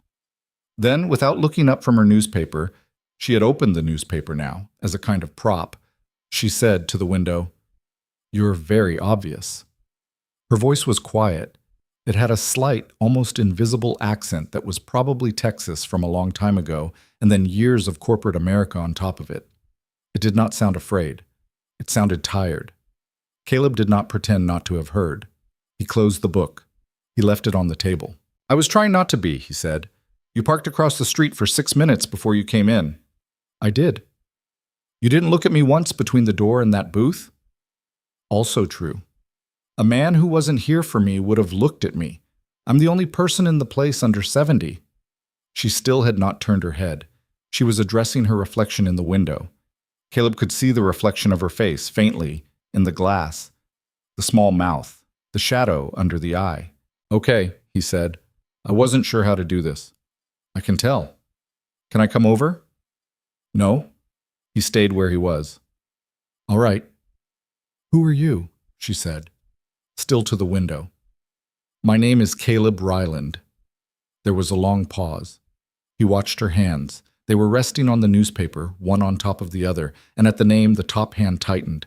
The knuckles went white for a second, and then relaxed, very deliberately, the way a person who has practiced relaxing her hands relaxes them. "Ryland Integrated Security," she said. "Yes." "I signed the paperwork that took your company." "Yes." Another long pause. "Go away," she said. "Please." "Ms. Ortiz, I am asking you nicely. Please go away. I am drinking a coffee and I am reading a newspaper and I do not want you here." Her voice had not gone up. It had gone instead the other direction. Thinner, quieter, a voice holding something at arm's length. Caleb leaned back against the wall. He did not move toward her. He did not stand up. He kept his hands flat on the table where she could see them in the window's reflection if she wanted to. "I'm not here to hurt you," he said. "That's what men say when they're here to hurt you." "I understand. Give me 1 minute. Then, if you want me to go, I'll go. I won't come back. I won't find you again." "You found me this time." "I won't find you again." You just said that about this time. I'm not going to win this argument, Ms. Ortiz. I know. 1 minute. Her shoulders rose and fell. He could see her weighing it in the window. He sat very still. 60 seconds, she said. I think somebody retired you against your will, he said. She did not answer. I think you were asked to sign some things in the last few years that you didn't want to sign. I think 11 months ago, something happened that you couldn't sign, and they moved you out. I think you are sitting here in a town nobody can find because you are waiting to see whether anybody is going to come for you. And you have been waiting for 11 months, and nobody has come, and you can't decide whether that's good news or bad news. He paused. I am not coming for you. I am asking you very quietly whether you want any of it to mean something. Renata Ortiz's hands were flat on the newspaper. She had not moved. She had not turned her head. That was 41 seconds, she said. I'm done. That's it? That's it. You want me to talk about my employer to a man I signed a document against 7 years ago. I want you to talk about what you know to somebody who already knows most of it. If you already know most of it, what do you need me for? Because I've built half a case out of paper, Ms. Ortiz. Paper is not enough. Paper loses. The only thing that beats what these men built is a person. You are the only person I have a chance of getting. Her mouth moved, not a smile. Something thinner than a smile. You talk like a lawyer. I'm not a lawyer. No, you talk like a man who got ruined by lawyers and learned to sound like them on the way down. That's probably fair. Another long pause. Then, slowly, carefully, the way a person stands up from a bench after sitting a long time on a bad back, Renata Ortiz turned her head and looked directly at him for the first time. Her eyes were dark and very steady. She had a small half-moon-shaped scar on her left cheekbone, the kind of scar a child got from a fall on a corner of a table. She looked at him the way a person looks at a photograph of someone they used to know. You have a son, she said. Caleb went still. Yes. I read about him, she said. In the coverage. The wife died. The baby was 6 months old. I read about it in the coverage. Yes. I signed the papers anyway. Yes. I didn't look at you when I signed them. I didn't look at any of it. I never read the file. Did you know that? I assumed. I signed hundreds of files a year. It was my job. They called me the pen. Warren called me the pen. He used to joke about it at parties. I believe it.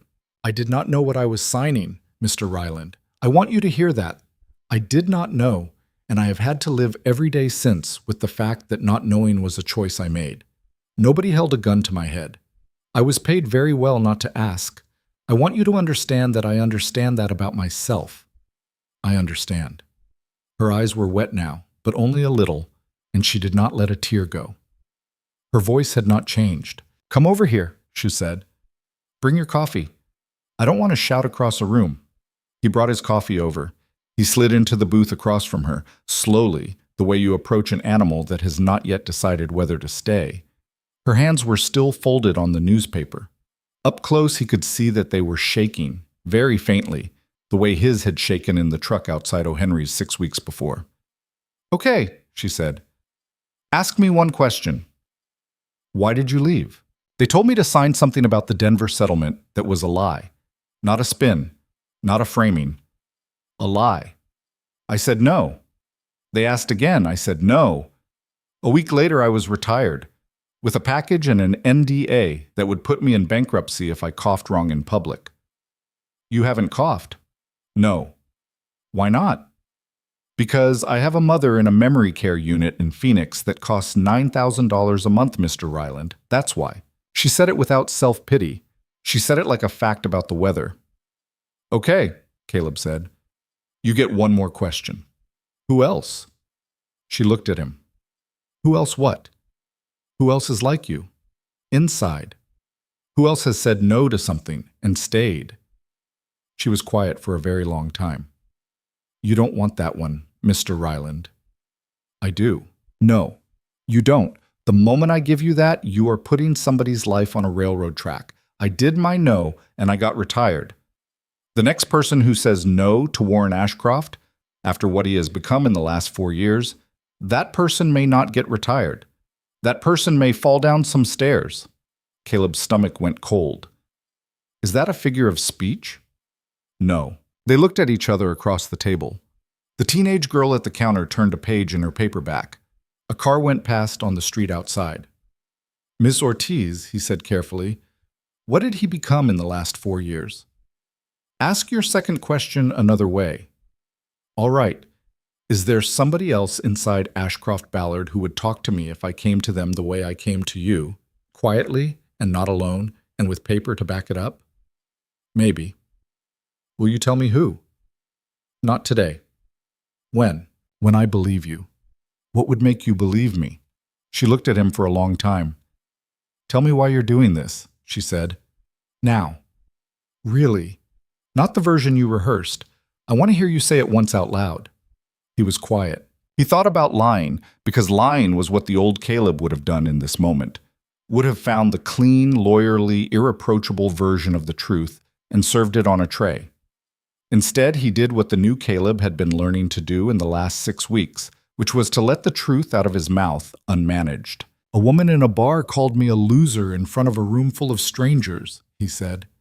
She laughed. It turned out she works for Warren, and I realized I had been letting him take things from me for 7 years that he wasn't even taking on purpose anymore.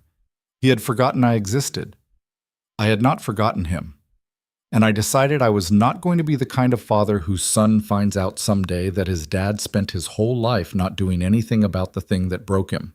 That is why. Most of it is the last part. She watched his face while he spoke. She did not look away. When he was done, she said quietly, Okay? Okay? Okay. I believe that. Thank you. Don't thank me. I haven't given you anything. You didn't tell me to leave. No. She picked up her coffee. It was cold. She drank it anyway. He had always noticed in the old life which people could drink a cold coffee and which could not. The ones who could usually survive a lot of other things too. Mr. Ryland, she said, setting the cup down.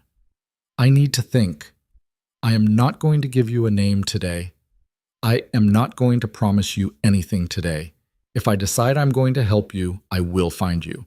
If I decide I am not going to help you, you are not going to hear from me, and you are going to leave me alone, and you are going to honor what you said about not finding me again.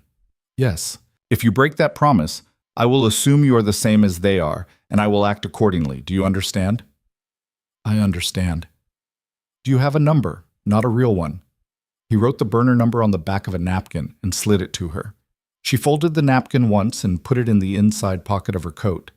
She did not look at the number. Go home to your son, she said. All right. He stood.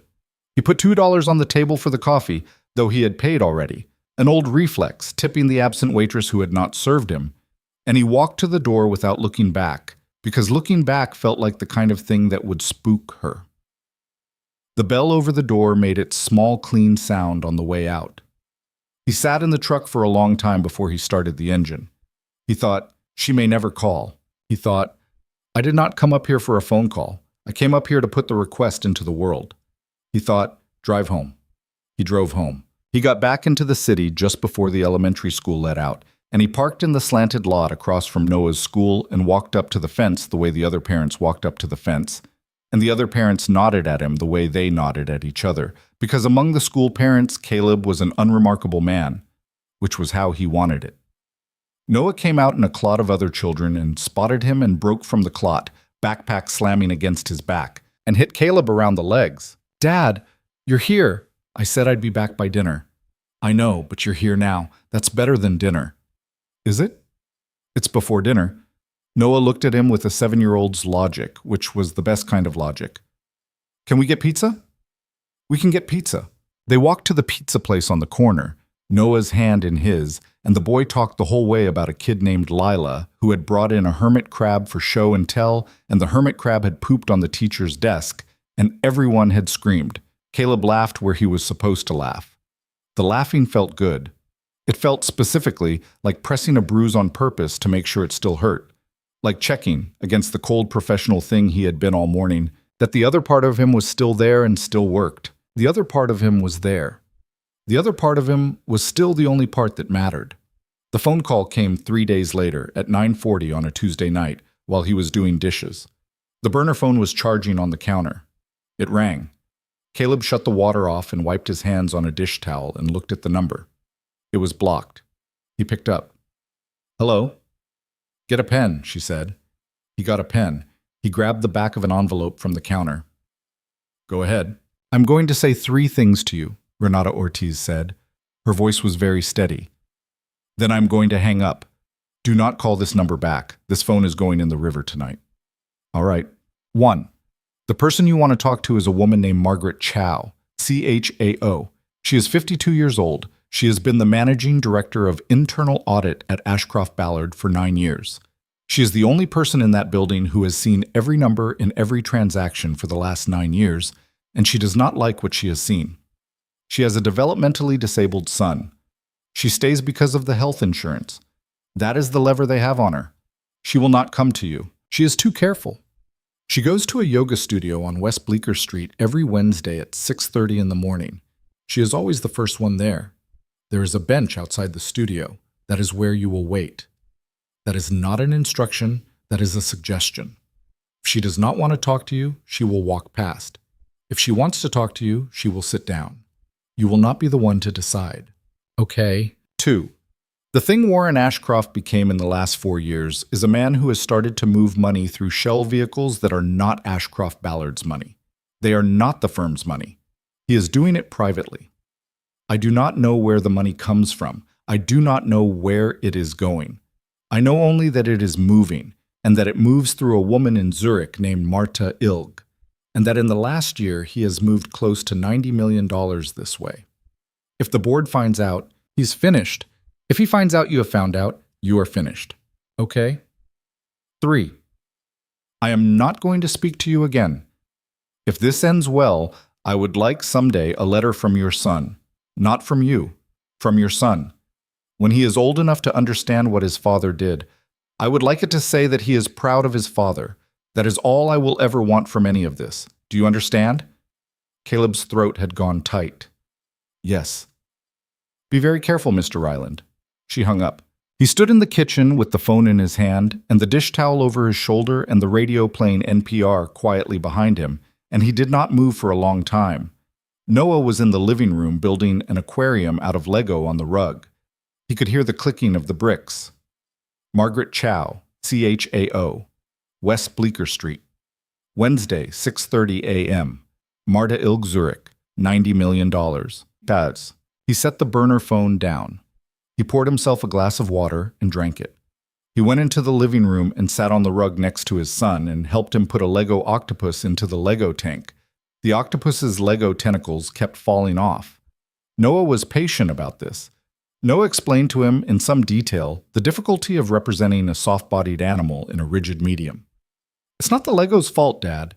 It's just a limitation. At 10:30, Caleb put him to bed. He read 2 pages of the octopus book and Noah fell asleep before the 3rd.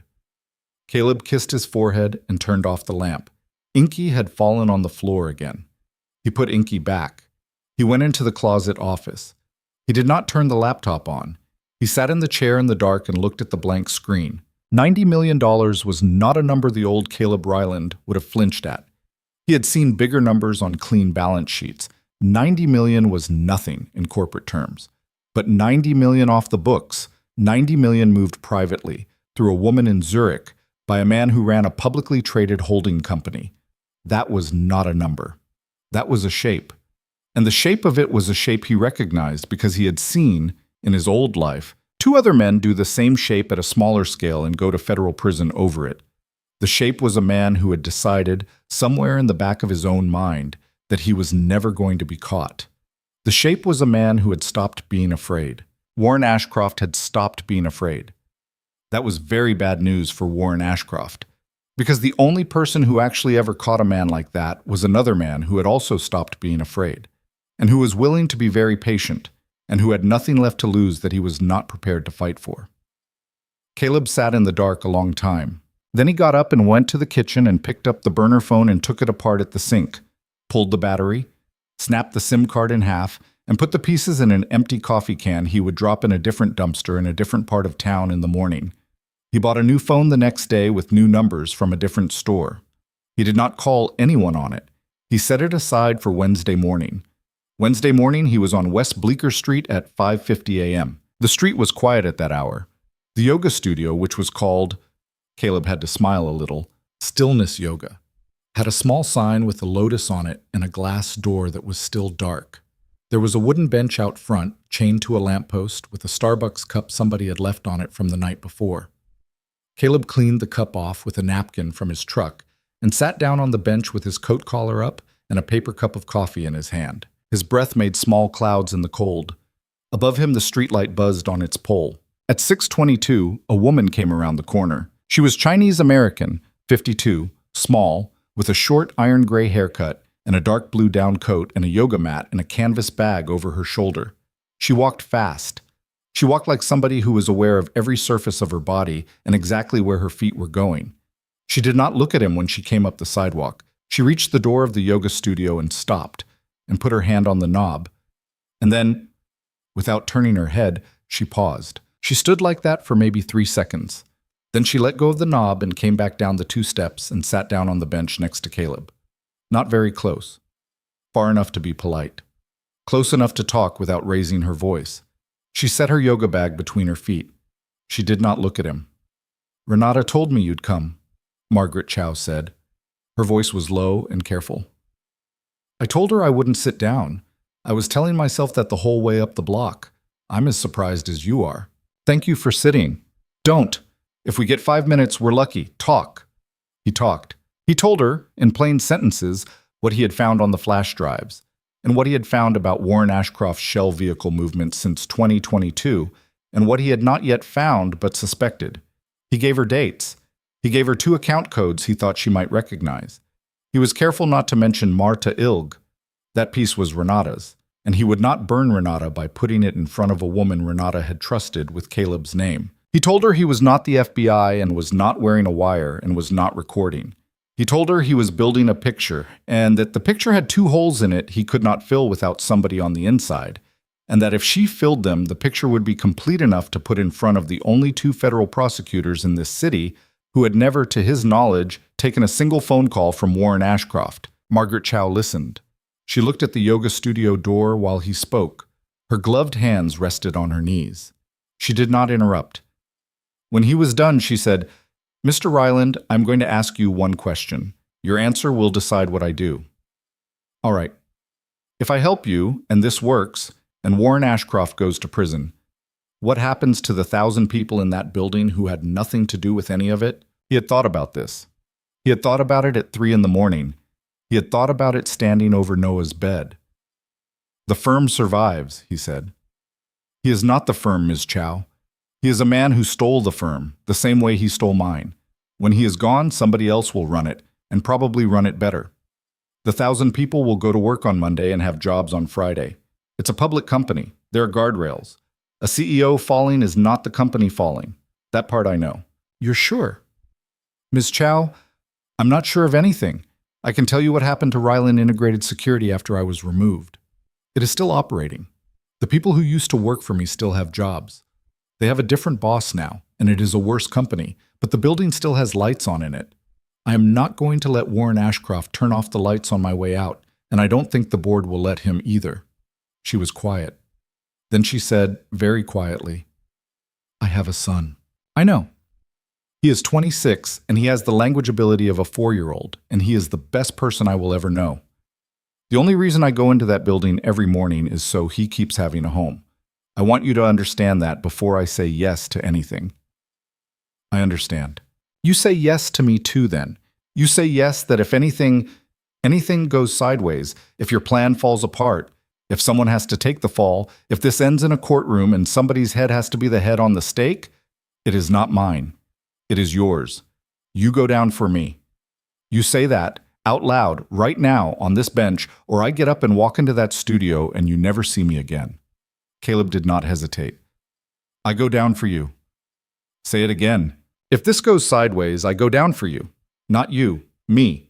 On the record, in a deposition, in a courtroom, under oath. You will be the witness who was protected. I will be the man who ran it alone." Margaret Chow closed her eyes for a moment. When she opened them, she reached into the inside pocket of her coat and took out a small folded piece of paper. She did not hand it to him. She set it on the bench between them. "I wrote this last night," she said, "in case I sat down." He did not pick it up. He left it where it was. "There are 6 transaction codes on that list," she said. "Those are the codes of the 6 transfers in the last 18 months that I flagged internally and was told to unflag. 2 are domestic. 4 go offshore. You will not be able to trace the offshore ones without a specific counterparty name. That name is also on the paper. She is in Switzerland." "I know who she is." Margaret Chow turned her head for the first time and looked at him directly. "Then you are further along than I thought. I have been working a long time on short sleep, Ms. Chow. That's the only way it gets done." She almost smiled. It did not quite get to her mouth. "I'm going to go do yoga now. I'm not going to see you again. If I see you again on this bench or anywhere else, we have a problem. Do we have a problem?" "No." "Good." She stood up. She picked up the yoga bag. She did not look at him again.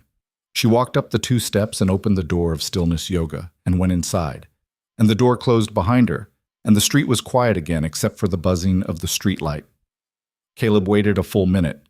Then he picked up the folded paper without looking at it, slipped it into the inside pocket of his coat, and walked back to his truck. He drove 3 neighborhoods away before he pulled over. He parked on a side street behind a closed laundromat. He killed the engine. He sat for a while with his hands on the wheel. Then he took out the paper. He unfolded it. 6 transaction codes. 1 name, 1 account number, 1 word, written in very small, careful block letters at the bottom of the page. Careful. He read the page twice. He memorized it. He took out a match. He burned the paper in the ashtray of the truck, watched it curl to black, watched the ashes, stirred them with the end of a pencil until they were powder. He cracked the window and let the smoke out into the cold morning air. Then he sat another minute longer because his hands were shaking again, and because he had promised Noah he would be careful, and because the thing he was now going to have to do was the opposite of careful in every direction except the one that mattered. He put the truck in gear. He drove home. At the corner of his street, he stopped at a red light, and as he sat there, a black SUV rolled up in the lane beside him. He did not look at it at first. SUVs were SUVs. The city was full of them, but something about the idle of the engine caught his attention. Too low, too steady, a fleet-maintained vehicle, not a family car. And he glanced very briefly at the driver's side. The man behind the wheel was looking at him. Not glancing, looking. He was in his 50s, clean-shaven, with a short haircut and a dark jacket, and the specific neutral expression of a man who had been trained not to have expressions. When he saw Caleb see him, he did not look away. He held the look for a full second. Then he faced forward again, as if nothing had happened. The light turned green. The SUV went straight. Caleb turned right, toward his apartment. He watched the SUV in his rearview mirror until it was a black shape a block behind him, and then it was gone. He drove home the long way. He parked 2 streets over. He walked the rest. When he got upstairs, Noah was eating cereal at the counter in his pajamas with Mrs. Della Croce standing behind him pouring coffee for herself. Noah turned around, mouth full. "Dad, you were gone so early." "I had a meeting." "Before breakfast?" "Before breakfast." "That's crazy. That's the adult world, buddy. The adult world is nuts." Caleb laughed, and the laughing had the same function it had had on the sidewalk outside the pizza place 3 days ago. It was checking the bruise, making sure the part of him that loved this kid was still there and still worked. In a morning when he had just been looked at across a traffic light by a man whose job it had been to look at him. He kissed the top of Noah's head. He thanked Mrs. Della Croce. He went into the kitchen and poured himself a coffee, and he stood at the window of his own kitchen for a long moment, looking down at the street, scanning it without looking like he was scanning it. There was no SUV on the street. There might not have been one at the traffic light either. He could have imagined it. Men under this much sleep imagine things. He did not believe he had imagined it. He set the coffee down, and he went to the closet office, and he sat down at the laptop, and he began, very quietly, very calmly, like a man tuning an instrument 1 string at a time, to build the trap. The trap was not one thing. That was the first decision, and it was the decision that separated the work from everything he had done in the preceding 6 weeks. For 6 weeks he had been gathering, pulling old files, following cold threads, listening for old names in old rooms. The gathering was done. What came next was the shape of it, and the shape had to be right the first time. Because with a man like Warren Ashcroft, you did not get a second attempt. You got one clean sweep, or you got a man who had seen the pattern and adjusted, and from that point forward you could push on him forever and never move him. Caleb sat in the closet office that first day after West Bleecker Street, and he wrote nothing down. He did not type. He did not make a list on a whiteboard. He sat in the desk chair with the laptop closed, and he looked at the wall above the desk, and he let the shape assemble itself in his head. This was the old way. Writing a thing down, in the old life, had always been the last step. After the thing had become inevitable, paper was for finishing. Paper was not for thinking. He thought about Warren. He thought about Warren the way a hunter thought about an animal he had been tracking for a long time. Not as a monster, not as an enemy, but as a set of habits. Warren was 71. Warren had not been personally in the day-to-day weeds of the firm in years. Warren delegated. Warren arrived at the office at 10, took a long lunch at 1, and left by 4.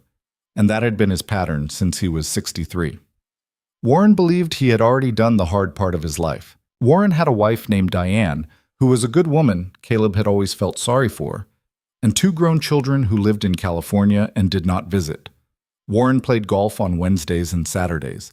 Warren was on the board of 2 museums and 1 hospital. Warren trusted 3 people. 3. Caleb had counted.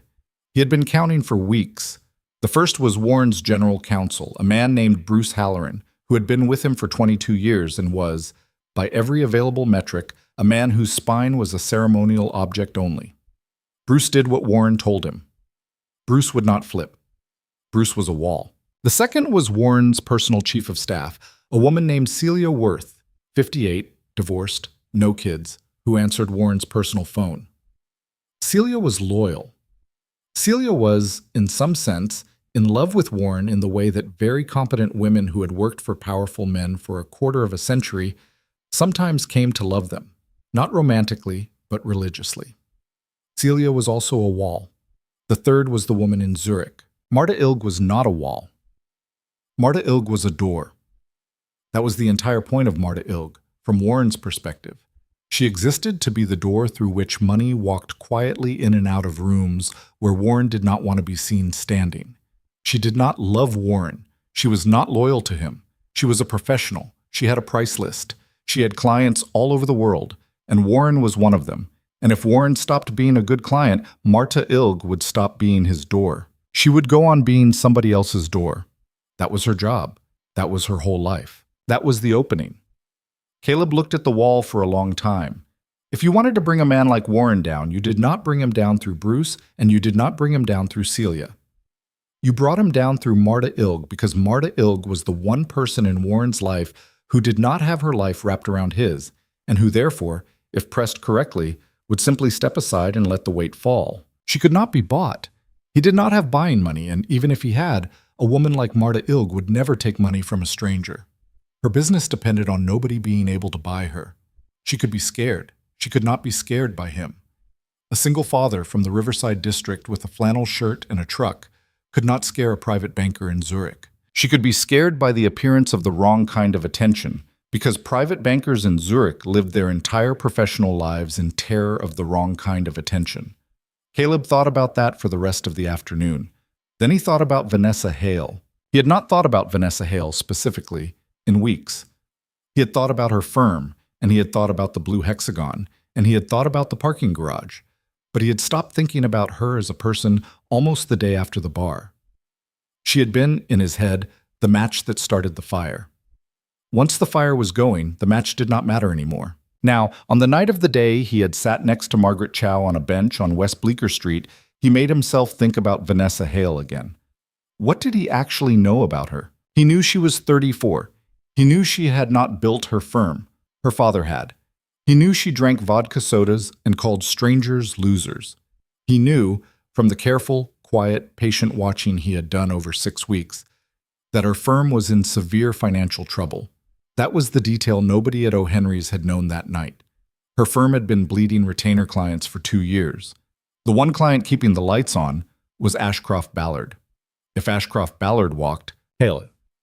Strategic Partners was dead inside a quarter. Vanessa Hale was not a billionaire's daughter at the top of her game. She was a woman in an expensive suit standing on a burning deck and pretending she was not. This was interesting to Caleb, though it had not been what he went looking for. The reason she had been drinking at a bar 3 blocks from her office on a Thursday night was not that she was unwinding. She had been drinking because she was scared, and she had picked a target, him, because a target was cheaper than a therapist. He almost felt sorry for her. Almost. But she had also called him a loser in front of strangers, and what she had done in that bar was not a mistake and was not a misunderstanding. She had chosen, out of a whole bar, to attack the one man she had correctly identified as someone the room was willing to let her attack. That was a specific choice, and it was a choice she had probably made, in some smaller form, 1,000 times before, because people who do it once always do it again. He had decided by the end of the second week that her firm was going to be collateral damage in what he was about to do, and he had decided by the 4th week that he was not going to feel bad about it. He thought about whether there was a way to use her. He sat a long time with that question. The old Caleb would have used her.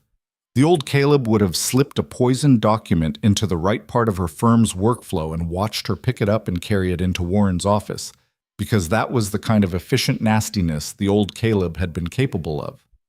The new Caleb, the one who had watched a boy put a stuffed octopus to bed, did not want to do it that way.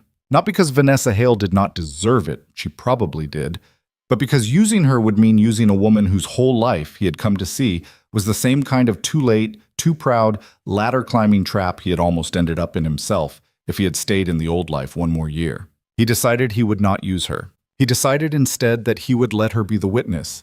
She would be in the room when the trap closed. She would see it happen. She would understand in a very quick and personal way what the loser at the bar had been doing while she was ordering another vodka soda. That was enough.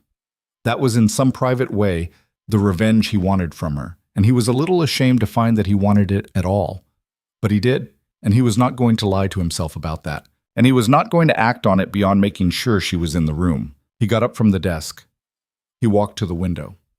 He watched the pigeon on the fire escape for a minute, still there, still looking at him with its flat orange eye. And then he went to bed, because Noah would be up at 6:40, and Noah deserved a dad who had slept. The next morning, while Noah ate Cheerios at the counter and read out loud from a book about deep-sea vents, Caleb sat across from him drinking coffee and began mentally to build the sequence. The sequence had to do 3 things. It had to make Warren Ashcroft believe, for approximately 48 hours, that a federal investigation into his offshore transfers had already begun without his knowledge. That 48-hour window was the window in which Warren would move. Warren moved when he was scared.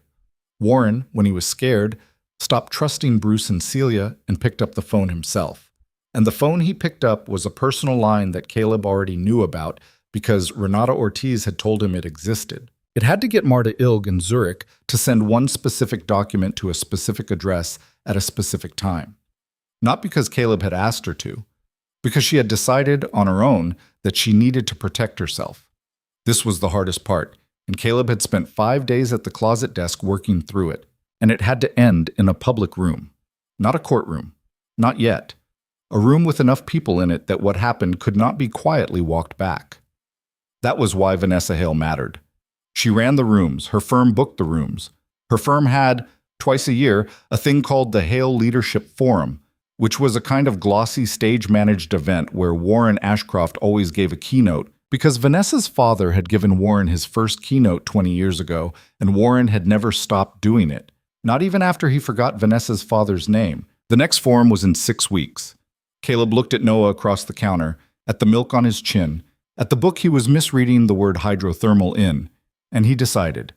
6 weeks. 6 weeks was the clock. He did not tell anyone. He did not go back to Renata. He did not go back to Margaret Chow. The piece of paper Margaret Chow had given him, he had already burned in the ashtray of the truck, and its contents were in his head, and that was enough.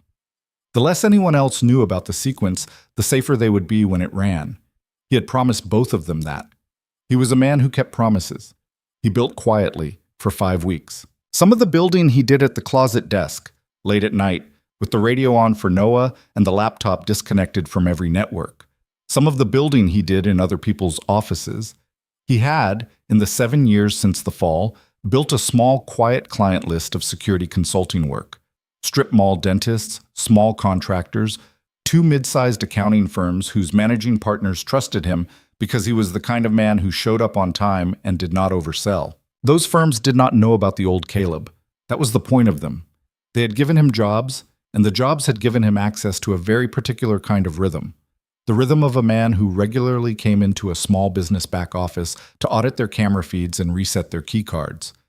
And that rhythm had given him over the years a kind of invisibility in the blocks around lower downtown that he had not planned for, but now found useful. He spent 2 weeks preparing a single email. The email would be sent from a law firm in Washington that did not know Caleb existed and would never know Caleb existed. It would be sent, he intended, from inside that firm's network on a weekday at a time consistent with the firm's normal traffic to a specific address at the United States Attorney's Office for the Southern District that had never corresponded with that firm before. The email would request, in polite lawyerly language, a meeting to discuss a matter involving the cross-border movement of funds by a covered person. It would reference, in passing, a Swiss private bank and a transaction code. It would not name Warren Ashcroft. It would not need to. The code was one of the 6 codes Margaret Chow had written on the piece of paper, and if anyone inside the Southern District looked the code up, as they certainly would, it would come back to Ashcroft Ballard Holdings. The email would never actually be sent. The email only had to be about to be sent from a server inside that law firm for a period of roughly 90 seconds. 90 seconds was how long it took, based on Caleb's testing, for a document that had been opened and addressed in that firm's email system to appear momentarily in the draft logs of a second system that Warren's private security team monitored in real time. Warren's private security team monitored that law firm, and about 40 others because Warren had been, since 2019, in the habit of paying a private intelligence outfit $12,000 a month to watch for exactly this kind of incoming signal. Caleb knew about the outfit because Margaret Chow had known about the outfit. The $12,000 a month came out of a discretionary fund she had signed off on for 4 years before she had stopped signing it. So, the email would appear in a draft log for 90 seconds, and it would be seen, and a flag would ping on a monitor in a plane office in a plane building in Reston, and from Reston a call would go to Warren's personal line, except not his office line, not Celia's line, the personal line Renata had told him about, and the call would say, in the careful language of professional paranoiacs, "Sir, we have a ping from counsel, cross-border, referencing a code you should look at." And Warren, for the first time in a long time, would be scared. That was the first domino. He built the email piece for 3 weeks. He built it without ever being in the same physical room as the computer it would eventually run from. He did it through a young man named P.D. Vargas, whom he had known in the old days, a kid who had once been a very good network administrator and was now a very bored one, and who owed Caleb a favor from 2014 that Caleb had never asked him to pay back. He did not ask P.D. to do anything illegal. He asked P.D., instead, for the answer to a question about how a particular email system logged drafts. P.D. answered the question in 2 paragraphs on a secure messenger, not knowing why, and Caleb thanked him, and P.D. went back to being bored, and the favor was still uncached. The rest Caleb built himself, with the burner laptop and the stacked VPNs, and a patience that surprised him. He had not been this patient at 30. He had not been this patient at 35. At 39, with a son asleep down the hall and 7 years of not moving behind him, patience was the one thing he had more of than anybody could have expected. The second domino was Marta Ilg. He had decided early on that he could not approach Marta Ilg directly. A man approaching Marta Ilg directly would be a man making a catastrophic mistake. Marta Ilg would hear the approach and in the same afternoon call Warren and tell him, "Someone came to me about you," and the entire sequence would collapse before it started. Marta Ilg could not be told. Marta Ilg could only be made to see, on her own, at the right angle, at the right time. The kind of thing that would make her walk away. The way he made her see was this. He arranged, through a chain of intermediaries that did not touch him, and that involved, at one point, a journalist in London who would never know his real name, for a short, factual, unembellished article to appear in a trade publication called Financial Compliance Quarterly, which nothing but regulators and private bankers and the lawyers who fed them read. The article was not about Marta Ilg. The article was about a Swiss banker who had 8 years ago been cooperative with a U.S. enforcement action against an American executive whose name was Mark Prentice, and who had, as a result of that cooperation, been able to retain her banking license, relocate her practice, and continue to serve clients in good standing. The article was a puff piece. It made the banker look smart. It used the phrase early movers who read the regulatory climate correctly. The banker was a friend, in the distant professional way such people had friends, of Marta Ilg. The banker's career had in fact turned out very well. The article was true. The article appeared 6 days before the Hale Leadership Forum. Caleb did not check whether Marta Ilg had read it. He did not need to. Marta Ilg read Financial Compliance Quarterly the way fighter pilots read weather reports. The third domino was the forum itself. Vanessa Hale's event was in the ballroom of the Meridian Hotel, which was connected to the Meridian Tower, which was where her firm had their offices. The ballroom had 420 seats. Every seat was going to be filled by people whose names Caleb had been looking at on a guest list he had obtained through the simple and boring method of asking a contractor he had done camera work for whether his boss was going, because the boss was on the list. The boss was on the list. The contractor had, without thinking, taken a picture of the invitation. Warren Ashcroft was the keynote. He was going to speak at 9:30 in the morning on a topic called The Responsibility of Legacy. Vanessa Hale was going to introduce him. The event would be live-streamed to a professional audience of roughly 11,000 paid subscribers. 2 major business reporters would be in the room, Caleb had confirmed, through the same contractor's nephew's girlfriend's sister, who worked in hotel catering, sitting at the press table near the back. The forum was on a Friday. The email ping would go in on Wednesday afternoon. The Financial Compliance Quarterly article would already have been out for 3 days. Marta Ilg would already have decided to protect herself. That was the sequence. On Tuesday night, the night before the ping, Caleb stood in his kitchen and washed a single glass for a long time. Noah was in the bath. Mrs. Della Croce had brought pierogi again.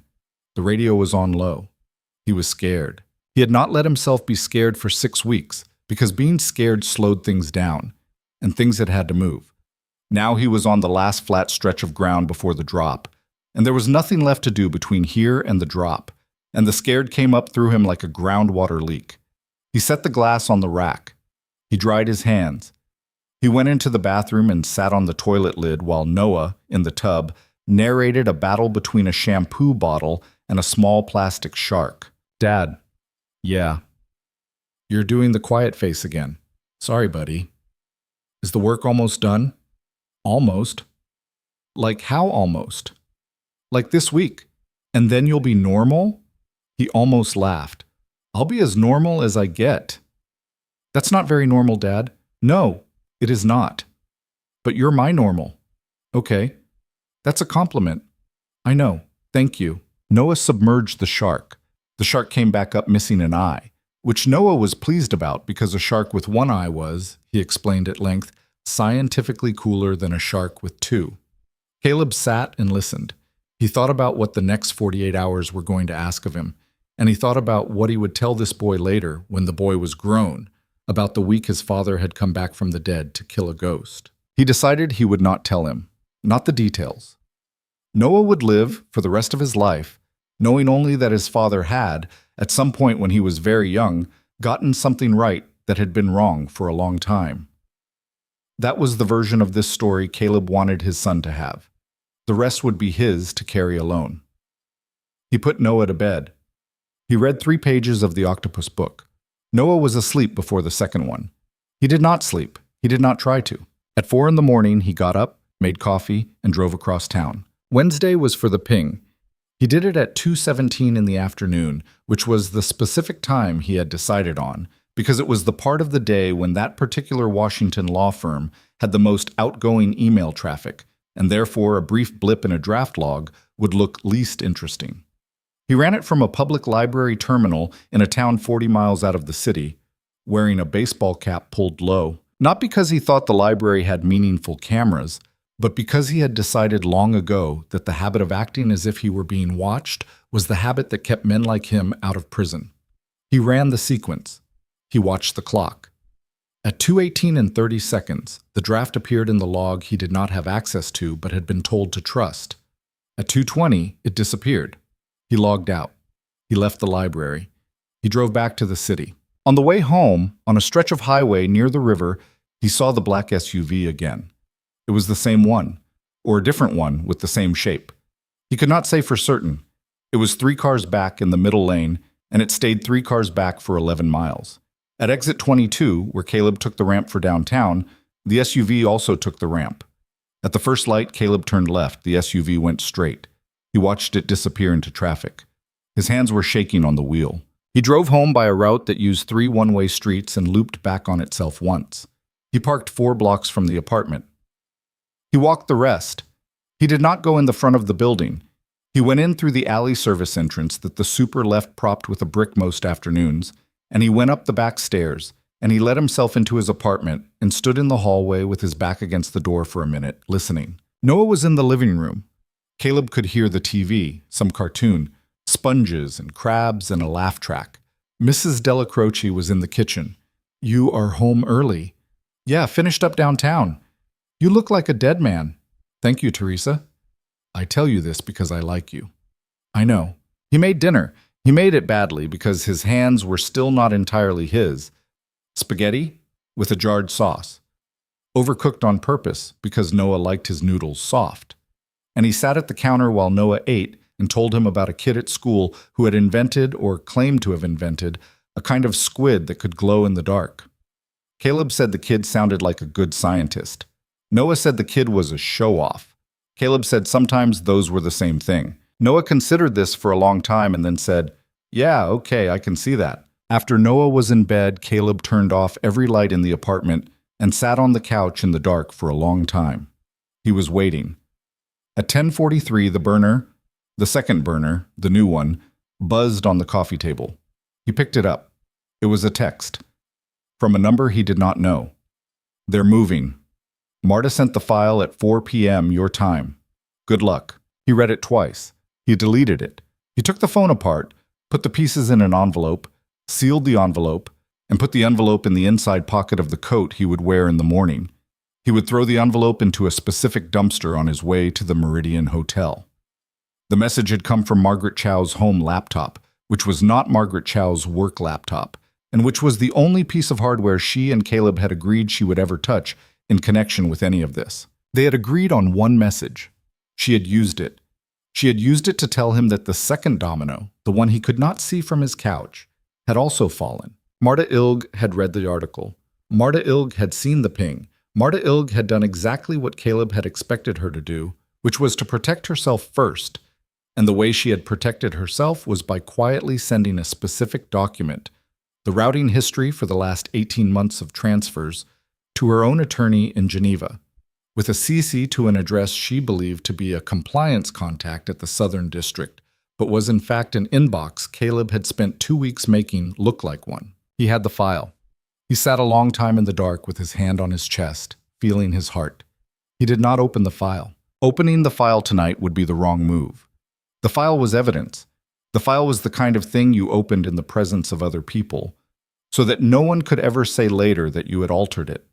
The file would be opened in the morning in a conference room on the 14th floor of the federal building by a woman named Anna Petrov, who was an assistant U.S. attorney who had never taken a phone call from Warren Ashcroft, and who would be meeting Caleb at 7:50 a.m. Because a lawyer named Dev Nair, whom Caleb had known in college, and who had agreed 3 weeks ago to represent him pro bono for reasons that had to do with a favor from 2004, had called her on Monday and asked for 20 minutes. Caleb would walk into that conference room with a thumb drive and a story, and Anna Petrov would listen, and Caleb would hand her the thumb drive, and the thumb drive would contain the file from Marta Ilg, and also the independent set of transaction codes Margaret Chow had given him, and also the internal email from 2018 in which a man who was not Caleb's lawyer had typed Renata's nervous. "I'll walk her through it this week. She'll sign." All of it would line up. All of it would be dated. All of it would be independently verifiable. And at 9:30 that same morning, 3 blocks away, Warren Ashcroft would take the stage in a ballroom full of people, and Vanessa Hale would introduce him, and Warren would begin to give his keynote, and somewhere in the middle of it, a particular phone call would come in on a particular private line in the third row of the audience, to a person whose job it was to carry messages to Warren, and the person carrying the message would walk up the side aisle and lean over and put a hand on Warren's arm mid-sentence and say something very quietly, and the room would watch, as rooms did, because a man interrupted at a keynote was the most watched man in any building. Warren would stop talking. Warren would look out at the room, and the whole thing would start to come apart on its own, without Caleb in the room, because Caleb did not need to be in the room to make it happen. He had already made it happen.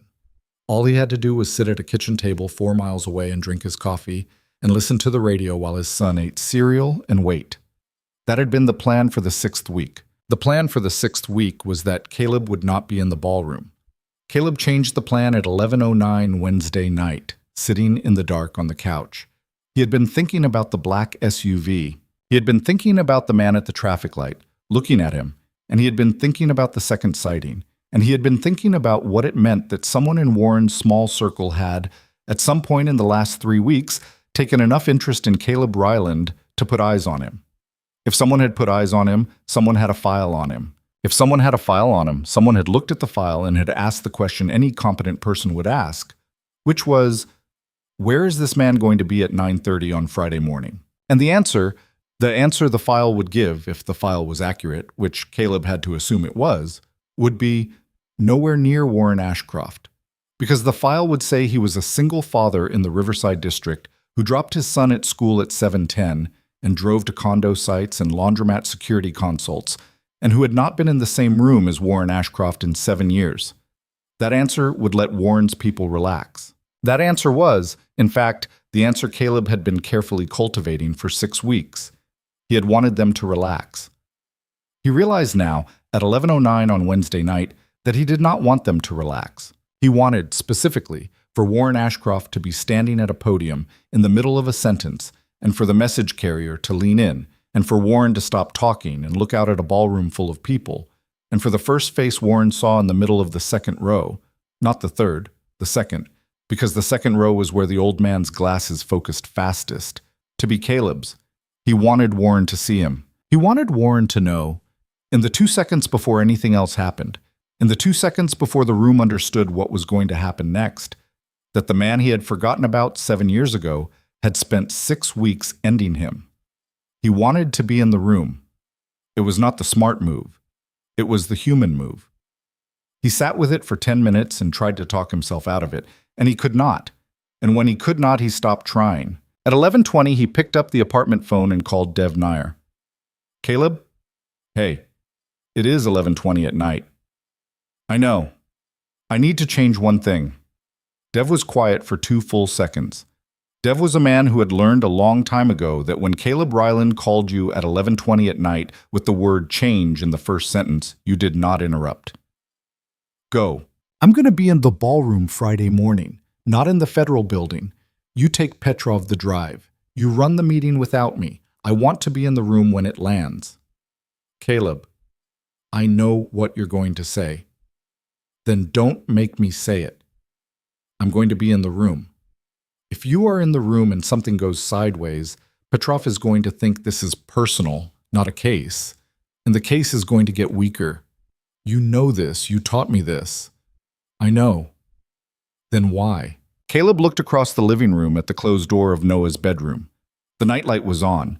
A strip of soft blue light came under the door. Because I have spent 7 years being a man who did not look at the people who broke him. And I think if I do not look at him on Friday, I will never be able to look at myself again. A long pause on the other end of the line. Okay, Dev said finally. Okay? I think it's a mistake. I think you're going to regret it. But you're my client, and it's your life, and you're going to do what you're going to do. So, okay, you be in the room, I'll take Petrov. Thank you. Also, Caleb. Yeah, sleep tonight. I'll try. Try harder than that. You look like hell the last time I saw you. I'll sleep. He hung up. He did not sleep. He sat in the dark on the couch until 5 a.m. He did not turn the lights on. He did not make coffee. He just sat. Somewhere around 3:30, he found that he had been crying at some point because his face was wet, and he did not remember crying. and he did not know which part of it he had been crying about. The 7 years, or the boy down the hall, or the woman on the bench in Harrow's Creek, or the fact that at 9:30 on Friday morning, he was going to be the only person in a ballroom of 420 who knew what was about to happen. He wiped his face with the bottom of his shirt. At 5, he got up and made breakfast. He made pancakes because Noah loved pancakes, and because a man who made pancakes in his own kitchen was a man who still had a kitchen to make pancakes in, and he wanted to remind himself of that before he went where he was going. He made them slowly. He burned the first one on purpose because Noah liked to eat the burned ones. Noah had some 7-year-old theory that the burned ones were stronger, and he set it aside on a plate. At 6:40, Noah came into the kitchen dragging Inky. He was wearing one sock. His hair was a disaster. Pancakes. Pancakes. It is not even my birthday. I know. Did something happen? Nothing happened. Did somebody die? What? No, nobody died. Sit down. Eat pancakes. Noah climbed onto the stool. He ate the burned one first because of course he did, and he informed Caleb that this was the best burned pancake of his life. Caleb said he was honored. Noah asked, through a mouthful, whether Caleb was going to pick him up from school today or whether Mrs. Delacroce was. Caleb said Mrs. Delacroce. Noah asked why. Caleb said he had a meeting. An important one? Kind of important. More important than me. Nothing is more important than you. Ha, said Noah, pleased, and drank half a glass of orange juice in one go. At 7:10, they walked to school. The morning was cold and clear. The leaves on the one tree on their block had given up overnight and were on the sidewalk in a yellow mess. Noah kicked them as they walked. They did not talk much.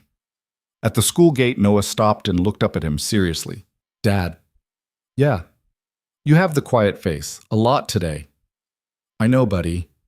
Are you sure you're not in trouble? I'm sure. Pinky promise.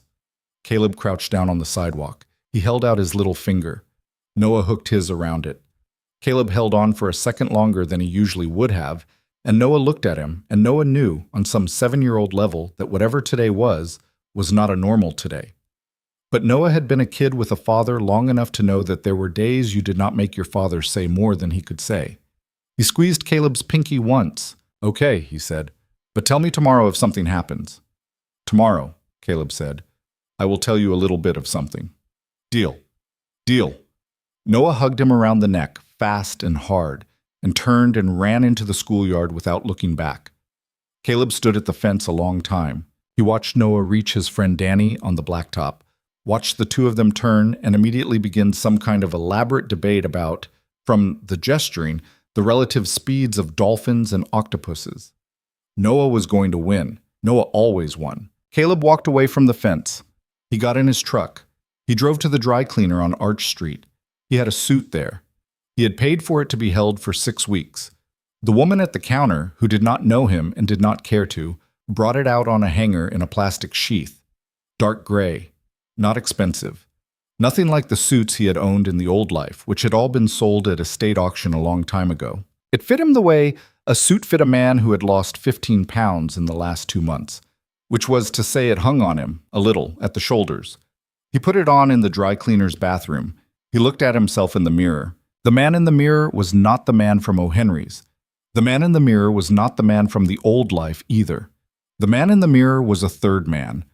Thinner, older at the eyes, a small muscle moving in the jaw that had not been there 8 weeks ago. And Caleb did not quite recognize him, and he did not entirely mind. He tied his tie. He combed his hair. He walked 3 blocks to the Meridian Hotel. He showed the badge at the side door that the contractor's nephew's girlfriend's sister had, through a series of small favors, arranged for him to have. The badge said A/V Consult on it. The security guard glanced at it and waved him through. He walked through a service corridor, past a kitchen that smelled like coffee and eggs, past a stack of folded linens, past 2 cater waiters arguing quietly in Spanish about a missing tray. He came out into the back of the ballroom through a door marked Staff Only. The ballroom was half full. The stage was lit. A man at a lectern was testing a microphone. Check. Check. 1, 2. On a screen behind the lectern was a blue graphic that said, The Hale Leadership Forum, and underneath it, in smaller letters, the responsibility of legacy. Caleb found his seat. Second row. Aisle. He sat down. He was 40 minutes early. The chair next to him was empty. He set his hands on his knees and he breathed and he waited. And at 9:02, the room started to fill in earnest. And at 9:22, the lights came down.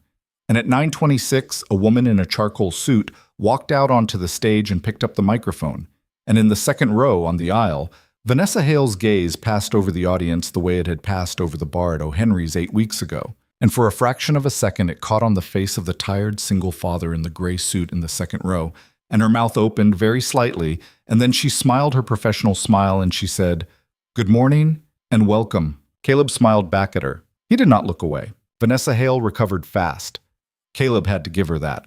Whatever the second of recognition had cost her, she folded it away inside the length of a blink and did what she had been trained since she was 22 to do, which was to sell a room she did not entirely control.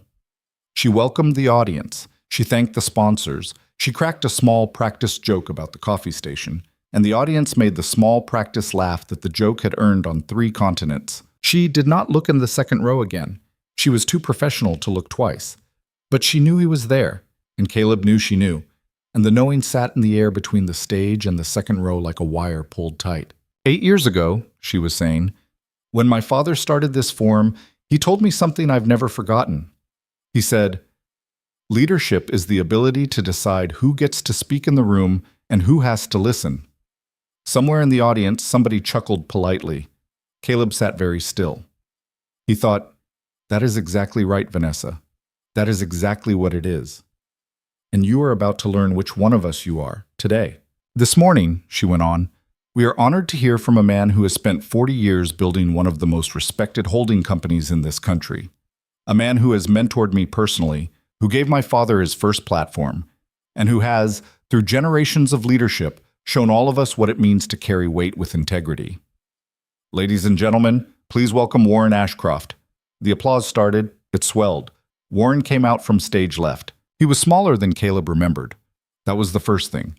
In 7 years of not seeing the man, Caleb had let Warren grow in his head, had let him become the shape of the person who had put a hand on his shoulder in June of 2018, the shape of the voice that had called him son, the shape of the hand that had signed a document and walked away.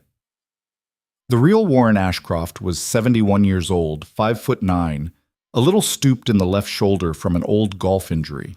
He wore a navy suit that was slightly too big in the collar of a man who had recently lost weight and had not yet had the suit taken in. His hair was white. His teeth were very good, in the way that a very expensive dentist made old teeth very good. He smiled at the audience. He raised one hand in a small, practiced wave. He walked to the lectern. He set down a single note card. He looked out at the room. For a moment, just a moment longer than was casual, his gaze passed over the second row and did not catch. Caleb watched him. Warren did not see him. Warren did not even register him. Caleb was, to Warren, an unfamiliar man in a gray suit in an audience of hundreds, and that was all. Warren began to speak. "Thank you, Vanessa. Thank you all. It is good to be here." His voice was still warm. It was the voice Caleb remembered. It was the voice that had told him let someone else carry the weight, and the sound of it in a public address microphone 8 years later was, for a second, almost too much. Caleb's hands went cold on his knees. He reminded himself very deliberately that he was not here to react. He was here to watch. He was here to be seen at the right time. The right time was not yet. Warren talked, for 7 minutes, about legacy. He talked about the difference between building something that lasted and building something that echoed. He talked about his own father, who had been a small-town insurance man in Ohio, and about the lessons small-town insurance men taught sons. He talked about the last generation, and the next generation, and the ones after that, and how a man's real wealth, in the end, was not counted in balance sheets but in the names of people he had lifted up along the way. He was good at it. He had given this speech, with small variations, 40 or 50 times in his career. The audience liked it. They were a good audience. They were his audience. They leaned forward. At the 8-minute mark, a man in a dark suit came in from the back of the ballroom and began to walk up the side aisle. Caleb saw him in his peripheral vision. He did not turn his head. The man's name was Orrin. He was Warren's personal fixer of 15 years, the one Renata had once mentioned in the same breath as Celia Worth, though lower in rank. He was not on the guest list. He was not wearing a lanyard. He was walking the way a man walked when he had been told, in the last 90 seconds, that something he could not afford had just happened, and that he had to cross a room full of witnesses to whisper a word into a chairman's ear. He reached Warren's row. He took the steps up to the stage, 2 at a time, quietly, the way men like Orrin moved at events like this. Warren was mid-sentence, something about stewardship, when Orrin stepped up behind him and put one hand very lightly on the old man's back. Warren turned his head. Orrin leaned in. He spoke for maybe 3 seconds. Caleb could not hear what was said, but he did not need to. He had written the message 6 weeks ago in his own kitchen, in his own head, and he knew exactly which words were currently moving from Orrin's mouth into Warren's ear. Sir. Personal line. Zurich. Document released to the Southern District. We need to pull you out of the room. Warren did not move for perhaps 2 seconds. Then he turned back to the audience and smiled. It was not a real smile. It was the smile of a man who had been smiling at audiences for 50 years and had learned to use the smile as a shield. But his eyes had gone somewhere else. His eyes were no longer in the room. His eyes were already walking down a hallway Caleb could not see, to a phone that was ringing in an office 3 blocks away. I'm told, Warren said smoothly into the microphone, that there is a call I have to take. Please forgive me. Please. Vanessa, I'll cede the floor to you for a moment. I will be right back. It was perfectly done. It was a masterclass. The audience did not understand what it was watching. Half of them thought it was charming. The old man, the interrupted speech, the wry self-deprecation. A handful of them, the sharper ones, exchanged glances. Caleb watched Warren turn toward the side exit of the stage. And at the threshold of that exit, for the first and last time that morning, the old man stopped. Maybe it was the angle. Maybe it was that Orrin's body, stepping to one side to hold the door, had opened a sightline across the front rows that had not been open a minute ago. Maybe it was some ancient animal thing in Warren Ashcroft that, at 71 years old, still worked. The same thing that had told him 40 years ago, which men in a room were dangerous.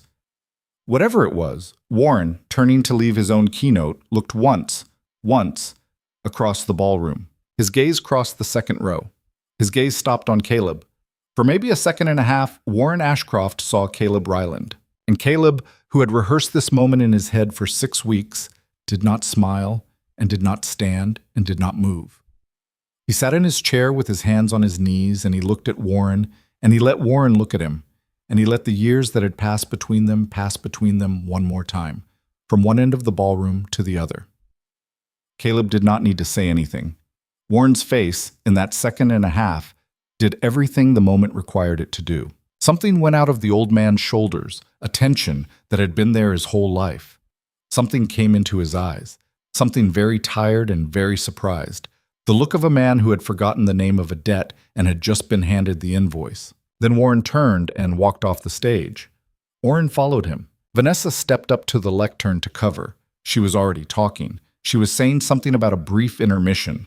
She was saying something about coffee. Her voice was a half step higher than it had been 10 minutes before, and only people who had been trained to listen for half steps could hear it. Caleb could hear it. Caleb watched her eyes flick one more time to the second row, and this time her eyes did not pass over him. This time her eyes found him and held, for a second, and in that second Caleb saw her understand. Not all of it, not yet, but enough of it. Enough to know that the man she had called a loser 8 weeks ago in a rainy bar had somehow, impossibly, been the author of the thing that had just walked her keynote speaker off the stage in front of 420 witnesses and a live stream camera. Her face, for one unprotected second, was the face of a woman who had been wrong. Then the professional mask came back down. Caleb stood up. He did not make a scene. He did not need to. He picked up his coat from the back of the chair, slid into the aisle, and walked, not fast, to the rear of the ballroom. He did not look at Vanessa as he passed the front. He did not need to. He had already been seen. What happened in this ballroom for the next 15 minutes was Vanessa's problem. His work here was done. He walked out into the hotel lobby. He walked out of the lobby into the cold morning. At the corner of Chestnut and Fifth, he took out his phone and called Dev Nair. "Done?" Dev said. "Done." He saw me. Jesus. Petrov? Petrov has the file. Petrov has the independent codes. Petrov has been in the room with it for 46 minutes, and I promise you, Caleb, the look on her face when she opened the Marta Ilg document was a look I will describe to you over a drink someday. It landed. It landed. Okay. Caleb? Yeah. Go home. I'm going home. Do not pick up a phone from any unknown number for the next 72 hours. Do not answer your door for anyone who is not Teresa Della Croce. Do not go anywhere you have not been before. This is the part where people like Warren make one last stupid move, and I want you nowhere near it when they do. Understood? And eat something. I'll eat. He hung up. He stood on the corner for a minute in the cold. He watched a city bus pull up and pull away. He watched a woman with a stroller cross the street. He watched an old man in a Yankees cap light a cigarette against the wind, with the patience of a man who had been lighting cigarettes against wind for 60 years.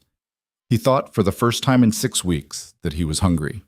He walked home. The next 72 hours were the strangest of his life, and he lived them inside 4 rooms. He did not turn on the television. He did not open a newspaper. He did not go to a laundromat or a corner store or anywhere he might be visible to a camera. He cooked. He cleaned. He fixed the back burner of the stove himself finally, because he had been meaning to for 3 years, and because he needed something to do with his hands. Mrs. Della Croce brought groceries and eyed him with the faint, approving suspicion of a woman who had known him long enough to tell when his life had changed, in some way she did not need to have explained to her. Noah came home from school on Friday afternoon and found his father in the kitchen making a chicken soup that would have fed 6 people, and Noah said, "Who's coming over?" And Caleb said, "Nobody." And Noah said, "Then why is there so much soup?" And Caleb said, "Because I felt like making soup." And Noah accepted this on the grounds, he explained, that soup was one of the more reasonable things a 7-year-old could come home to. On Saturday afternoon, Dev called. "It's on the wires." "How bad?" "Cover story on 2 of them already. The 3rd one is catching up. They're using the word probe. They're not using the word indictment yet. That'll be Monday or Tuesday." "Warren?" "Barricaded in his house on Long Island with Bruce Halloran and a litigator whose name I don't have permission to tell you. But Caleb, listen." "I'm listening." "The Marta Ilg document is airtight. Airtight. Petrov is treating it like scripture. There is no wiggle room. Warren's lawyers know there is no wiggle room. That means they are going to offer. They are going to offer big. They're going to try to buy their way into a misdemeanor and a fine. And Petrov is not going to let them, because Petrov has never liked Warren, and she has been waiting for this file for 15 years. Okay? The other thing. Yeah, you're going to be named. Not as a defendant. As there isn't a good word. A source. A named cooperator who was not inside the company. Your name is going to be in a footnote in a filing that is going to leak by Wednesday. Caleb looked at the ceiling of his kitchen. Understood. You're going to get calls, Caleb. I'm not picking up. Good. Pick your interview. Don't take the first 3. Take the 4th. I know. I know you know. Dev. Yeah. Thank you. Buy me that drink. I will. He hung up. He went into the living room. Noah was on the rug building what appeared to be a Lego model of the continental shelf, which was a choice Caleb was going to ask him about later. Noah looked up. Dad? Yeah, buddy. You said you'd tell me a little bit of something. I did say that. Today is today. It is. Caleb sat down on the rug across from him.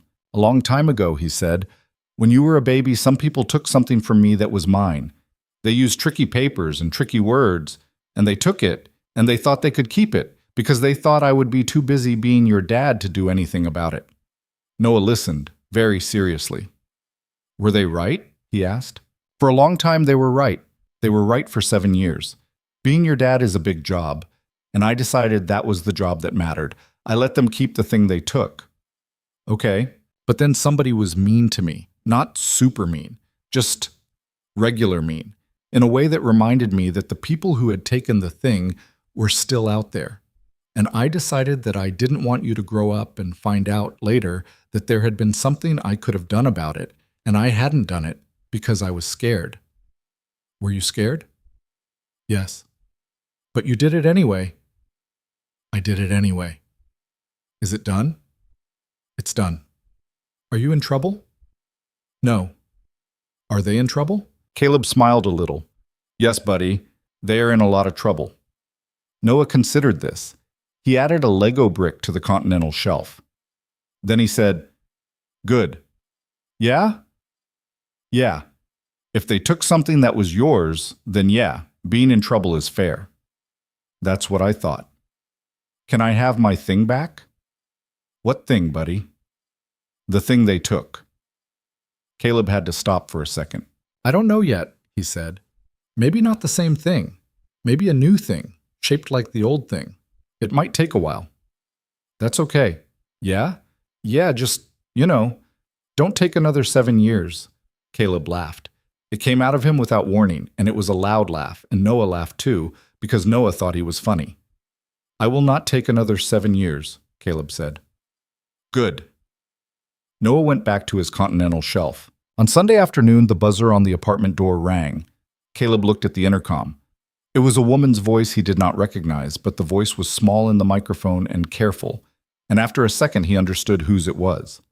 Mr. Ryland, it's Vanessa Hale. I'm downstairs. I'd like 5 minutes. If you say no, I will leave. He stood in the kitchen with his hand on the intercom button, and he thought about what Dev had said about not picking up phones from unknown numbers for 72 hours. Then he thought about what kind of woman walked up to a stranger's apartment building on a Sunday, 2 days after the end of her own career, and asked for 5 minutes. He pressed the buzzer. He met her in the lobby, not upstairs. Noah was asleep on the couch with a book on his chest, and Caleb was not bringing Vanessa Hale into that room. The lobby of his building had a cracked vinyl chair and a mailbox wall and a smell of old radiator. She was standing in the middle of it in a gray coat that was not her nicest gray coat. Her hair was down, which was the first time he had seen it down. She looked very tired. She had not been, he thought, sleeping. Thank you for coming down. What do you need, Ms. Hale? She was quiet for a second. I don't need anything. I came to say a thing. I'm going to say it, and then I'm going to go. All right. She took a breath. I was horrible to you in that bar, she said. I want to be very specific. I was not just rude. I was not just drunk. I was horrible. I picked you because you looked tired and you looked poor, and I thought you wouldn't push back, and I needed to feel bigger than somebody because my firm was dying and I was scared. I used you. I used the fact that you were sitting there being a person, and I used you like a bathroom. That's the honest word. I'm sorry. Caleb did not say anything. That's part 1, she said. Part 2 is harder. I want to tell you I had no idea what Warren was doing. I didn't. My firm worked for him for 20 years, and I trusted him because my father trusted him, and I never looked too hard at any of it because I didn't want to find out. I want you to know I didn't know, but I also know that not knowing isn't innocence. I know what not knowing was. It was cowardice. It was me choosing every day to keep my company by not asking a question I could have asked any Tuesday morning for 8 years. I want to tell you I was innocent, but I wasn't. I was stupid, and I was selfish, and I was lazy. That is the truth about me. Caleb's voice when he spoke was quiet. Why are you telling me this? Because you saw me on Friday morning, she said. You looked at me from the second row, and I realized, standing up there, trying to cover for Warren, trying to pretend I still had a job, that you were the only person in that room who knew what I actually was. And I thought, at least one person in the world knows what I actually am. I thought, I don't want that person to be the last one. I want the person to be the first one. I want to be the person who tells people what I actually am from now on. Starting with you. A long silence. A bus hissed on the street outside. Ms. Hale, Caleb said, I am not a priest. I know. You do not need my absolution. I know. What are you going to do now? I don't know. The firm is over. It was over Friday. My attorney told me yesterday I will probably not be charged because I was stupid, but I was not criminal. My father had a small trust that still has some money in it. I think I'm going to go somewhere for a while. I think I'm going to try, I don't know. I think I'm going to try to be a smaller person for a while. I think I have been too large. Caleb almost smiled. Almost. That might be the first accurate thing you have said this morning. She looked at him, startled. Then she did something he had not expected her to do. She laughed. It was a small, wrecked laugh, the laugh of a person who had been punched in the chest and was surprised to find she could still laugh. It was the first real laugh he had heard out of her. "Fair," she said. "Vanessa." "Yeah, I accept your apology." She closed her eyes. "Thank you. I want to be clear that I accept it because I believe you mean it. I do not accept it because what you did was small. It was not small. It was the kind of thing that people do in small rooms on small nights that breaks other people, because the people doing it do not think of the people they do it to as real. I want you to carry what you did into the next part of your life. I don't want you to put it down." "I won't put it down." "Good." She wiped the corner of one eye with the back of her hand, quickly, the way she had probably wiped tears in front of her father 25 years ago. "For what it's worth," she said, "my father, before he died, he used to tell me that there were two kinds of powerful people. There were the ones who were powerful because a lot of things had gone their way, and there were the ones who were powerful because they had been broken once and had decided not to stay broken. He said the second kind were the only ones worth anything. He said they were also the ones you never saw coming. I did not understand him when he was alive. I understand him now. I understand him because I met you." Caleb looked at her for a long moment. "Go home, Ms. Hale." "Yeah." "Eat something." "Yeah." "Be smaller for a while." "Yeah." She turned and walked out of the lobby, and the door swung shut behind her, and he stood in the smell of old radiator for a minute, and then he went upstairs to his sleeping son. The weeks after that were their own kind of strange. The news did exactly what Dev said it would do. Warren Ashcroft was indicted on a Tuesday, 17 days after the forum. The indictment ran to 41 pages. Bruce Halloran was named as an unindicted co-conspirator. Marta Ilg, in Zurich, was not charged because Marta Ilg had, as Caleb had expected, done the old and dependable thing that private bankers did when they saw the shape of the weather. She had cooperated, she had delivered documents, she had expressed shock, and she had gone on with her life. Celia Worth retired with a statement that said nothing. The Ashcroft Ballard board met in emergency session and installed a caretaker CEO, a steady gray woman in her 60s from one of the operating subsidiaries, and she did exactly what Caleb had told Margaret Chow she would do. She kept the lights on. The 1,000 people in the building kept their jobs. The stock took a bath and then started to climb again inside 3 months, as stocks did when the market decided the bad man was the bad man and the company was a different thing. Margaret Chow never appeared in any public document. Her name was not in the indictment. Her name was not in the filings. Her son kept his health insurance. 9 months later, she took early retirement on her own terms, with a package that her lawyer had negotiated with a version of the board that was no longer Warren's, and she moved to a small town in Washington state where her sister lived, and she stopped taking Caleb's calls, which was what they had agreed on. He did not call her often. He called her twice, once to thank her, once to say his son had asked a question about her he did not know how to answer. And the second time she talked to him for 40 minutes about her son, not Caleb's, and about what it was to raise a child the world had written off and to refuse to let the world have the last word. Caleb listened and thought about Noah and did not interrupt. Renata Ortiz never got the letter from Noah, not because Noah did not eventually write one. He did, when he was 15, with his father sitting at the kitchen table not helping and not watching, just being near. By the time the letter went out, Renata Ortiz had died. Pancreatic, fast, no warning. Caleb heard about it through a lawyer. The letter came back unopened.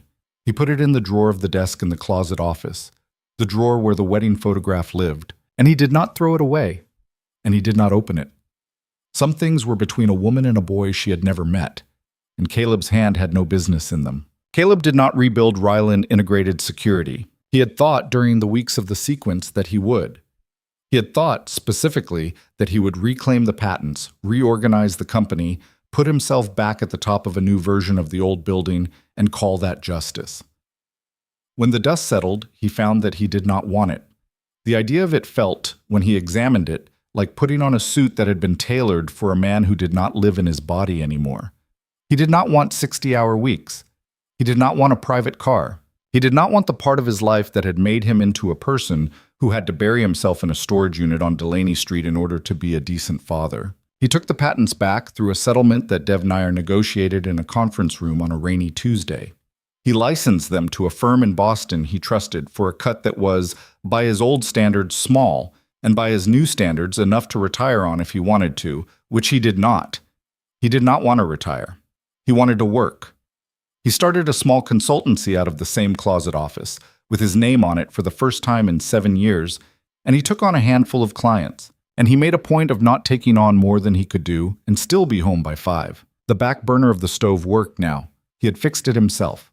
Noah had supervised. On a cold, clear morning 2 years after the forum, Caleb stood at the fence of the same elementary school and watched a boy who was now 9 run out of the building at the end of the day. Noah had grown 4 inches in 2 years. He had opinions about everything. He had a friend named Priya who could, he had informed Caleb with no small awe, recite the entire taxonomic order of cephalopods in Latin. He still loved octopuses, although he had expanded diplomatically into squid. Inky the stuffed octopus was on a shelf in Noah's room, retired but not forgotten. Noah saw him at the fence and ran, and Caleb caught him one-armed. And Noah, who was now at the age where being caught by your dad at school was a thing to be monitored carefully, did not protest. "Dad? Hey, buddy. Can we get pizza?" "We can get pizza." Also, a kid in my class said that a shark could beat an octopus in a fight. That is factually complicated. Very factually complicated. They walked toward the pizza place. The sky was pale. Caleb had learned, at 41, that winter afternoons in his city had a quality he had never noticed in the old life, because in the old life he had not been outside for winter afternoons. The light was a specific kind of gold. It came in low and slanted over the roofs of the 3-story buildings on Chestnut Street, and it made the world look the way his grandmother's kitchen had looked when he was 7. He did not know why he thought of his grandmother. She had been dead 35 years.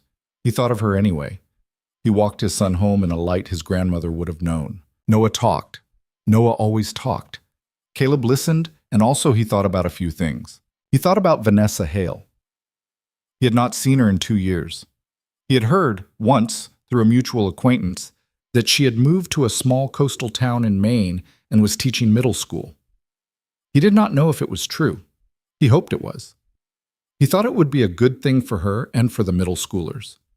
He thought if it was true that she had probably gotten smaller, in the way a person could get smaller on purpose, and he thought that was a kind of victory for her. And he was glad for her, in a complicated way he did not examine too closely. He thought about Warren Ashcroft.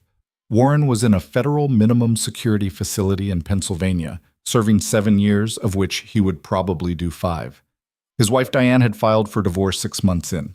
His 2 children in California had not visited. He was 73. He was, by the reports, frail. Caleb did not feel satisfaction about any of it. He did not feel sorrow either. He felt the thing you felt when a long wrong had been set right. A flatness.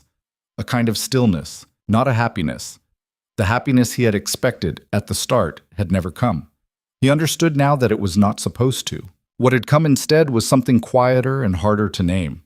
It was the feeling of a man who had looked finally at the part of himself he had been afraid to look at. It was the feeling of a father who could tell his son, if his son ever asked, "Yes, I did the thing I should have done, even though it was late. I'm a man who does the thing he should have done, even late." That was not nothing. That was the thing the 7 silent years had not been able to give him. He had had to get up off the stool at O'Henry's and walk out into the rain to earn it. He thought about what he would tell Noah, someday, when Noah was older, about the woman in the bar. He thought he would tell him this. He would tell him that a person who has been broken has 2 choices, and both choices look the same from the outside. The first choice is to stay broken. You can do that. A lot of people do. You can build a small life inside the breakage, and it can be a real life with real love in it, and it is not a worse life than anybody else's doing. It is only its own life, carried the way you can carry it. The second choice is to stand up, at some point, when the thing that broke you has forgotten your name. Not because standing up fixes anything, not because standing up makes you whole. Standing up does not make you whole. Standing up only lets you know, for the rest of your life, that you were capable of it. That is the only reason to do it. And you have to do it without anybody promising you that you will win. You have to do it because the alternative, going to the grave as a man who did not, is worse than losing. He thought that was the part he wanted his son to have. He thought the rest of it, the flash drives, the bench on West Bleecker Street, the black SUV at the traffic light, the second row seat at the Forum, was detail. The detail was for Caleb. The detail belonged to the man who had lived it, and it would die with him. And that was as it should be. He thought a person only got, in one lifetime, a handful of moments that told him what he actually was. The moment in the bar was one of them. The moment on the bench in Harrow's Creek was one of them. The moment in the second row meeting Warren Ashcroft's eyes across a ballroom was one of them. And the moment right now, walking down Chestnut Street in the golden winter light, with a 9-year-old who was explaining to him the precise reasons why the squid was the more underrated cephalopod. This one, too, was one of them. Maybe the most important one. The most important moments, he had learned, were almost never the dramatic ones. The dramatic ones got the headlines. The dramatic ones made the indictments. The important ones were the quiet ones that came after, when the world had stopped watching and the two of you walked home to make dinner. Dad. Yeah, buddy. You have the quiet face. I was thinking. About what? About how lucky I am. Noah considered this, the way he considered everything.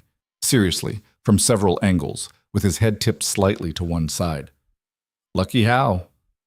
Lucky that I get to walk home with you. Dad. Yeah.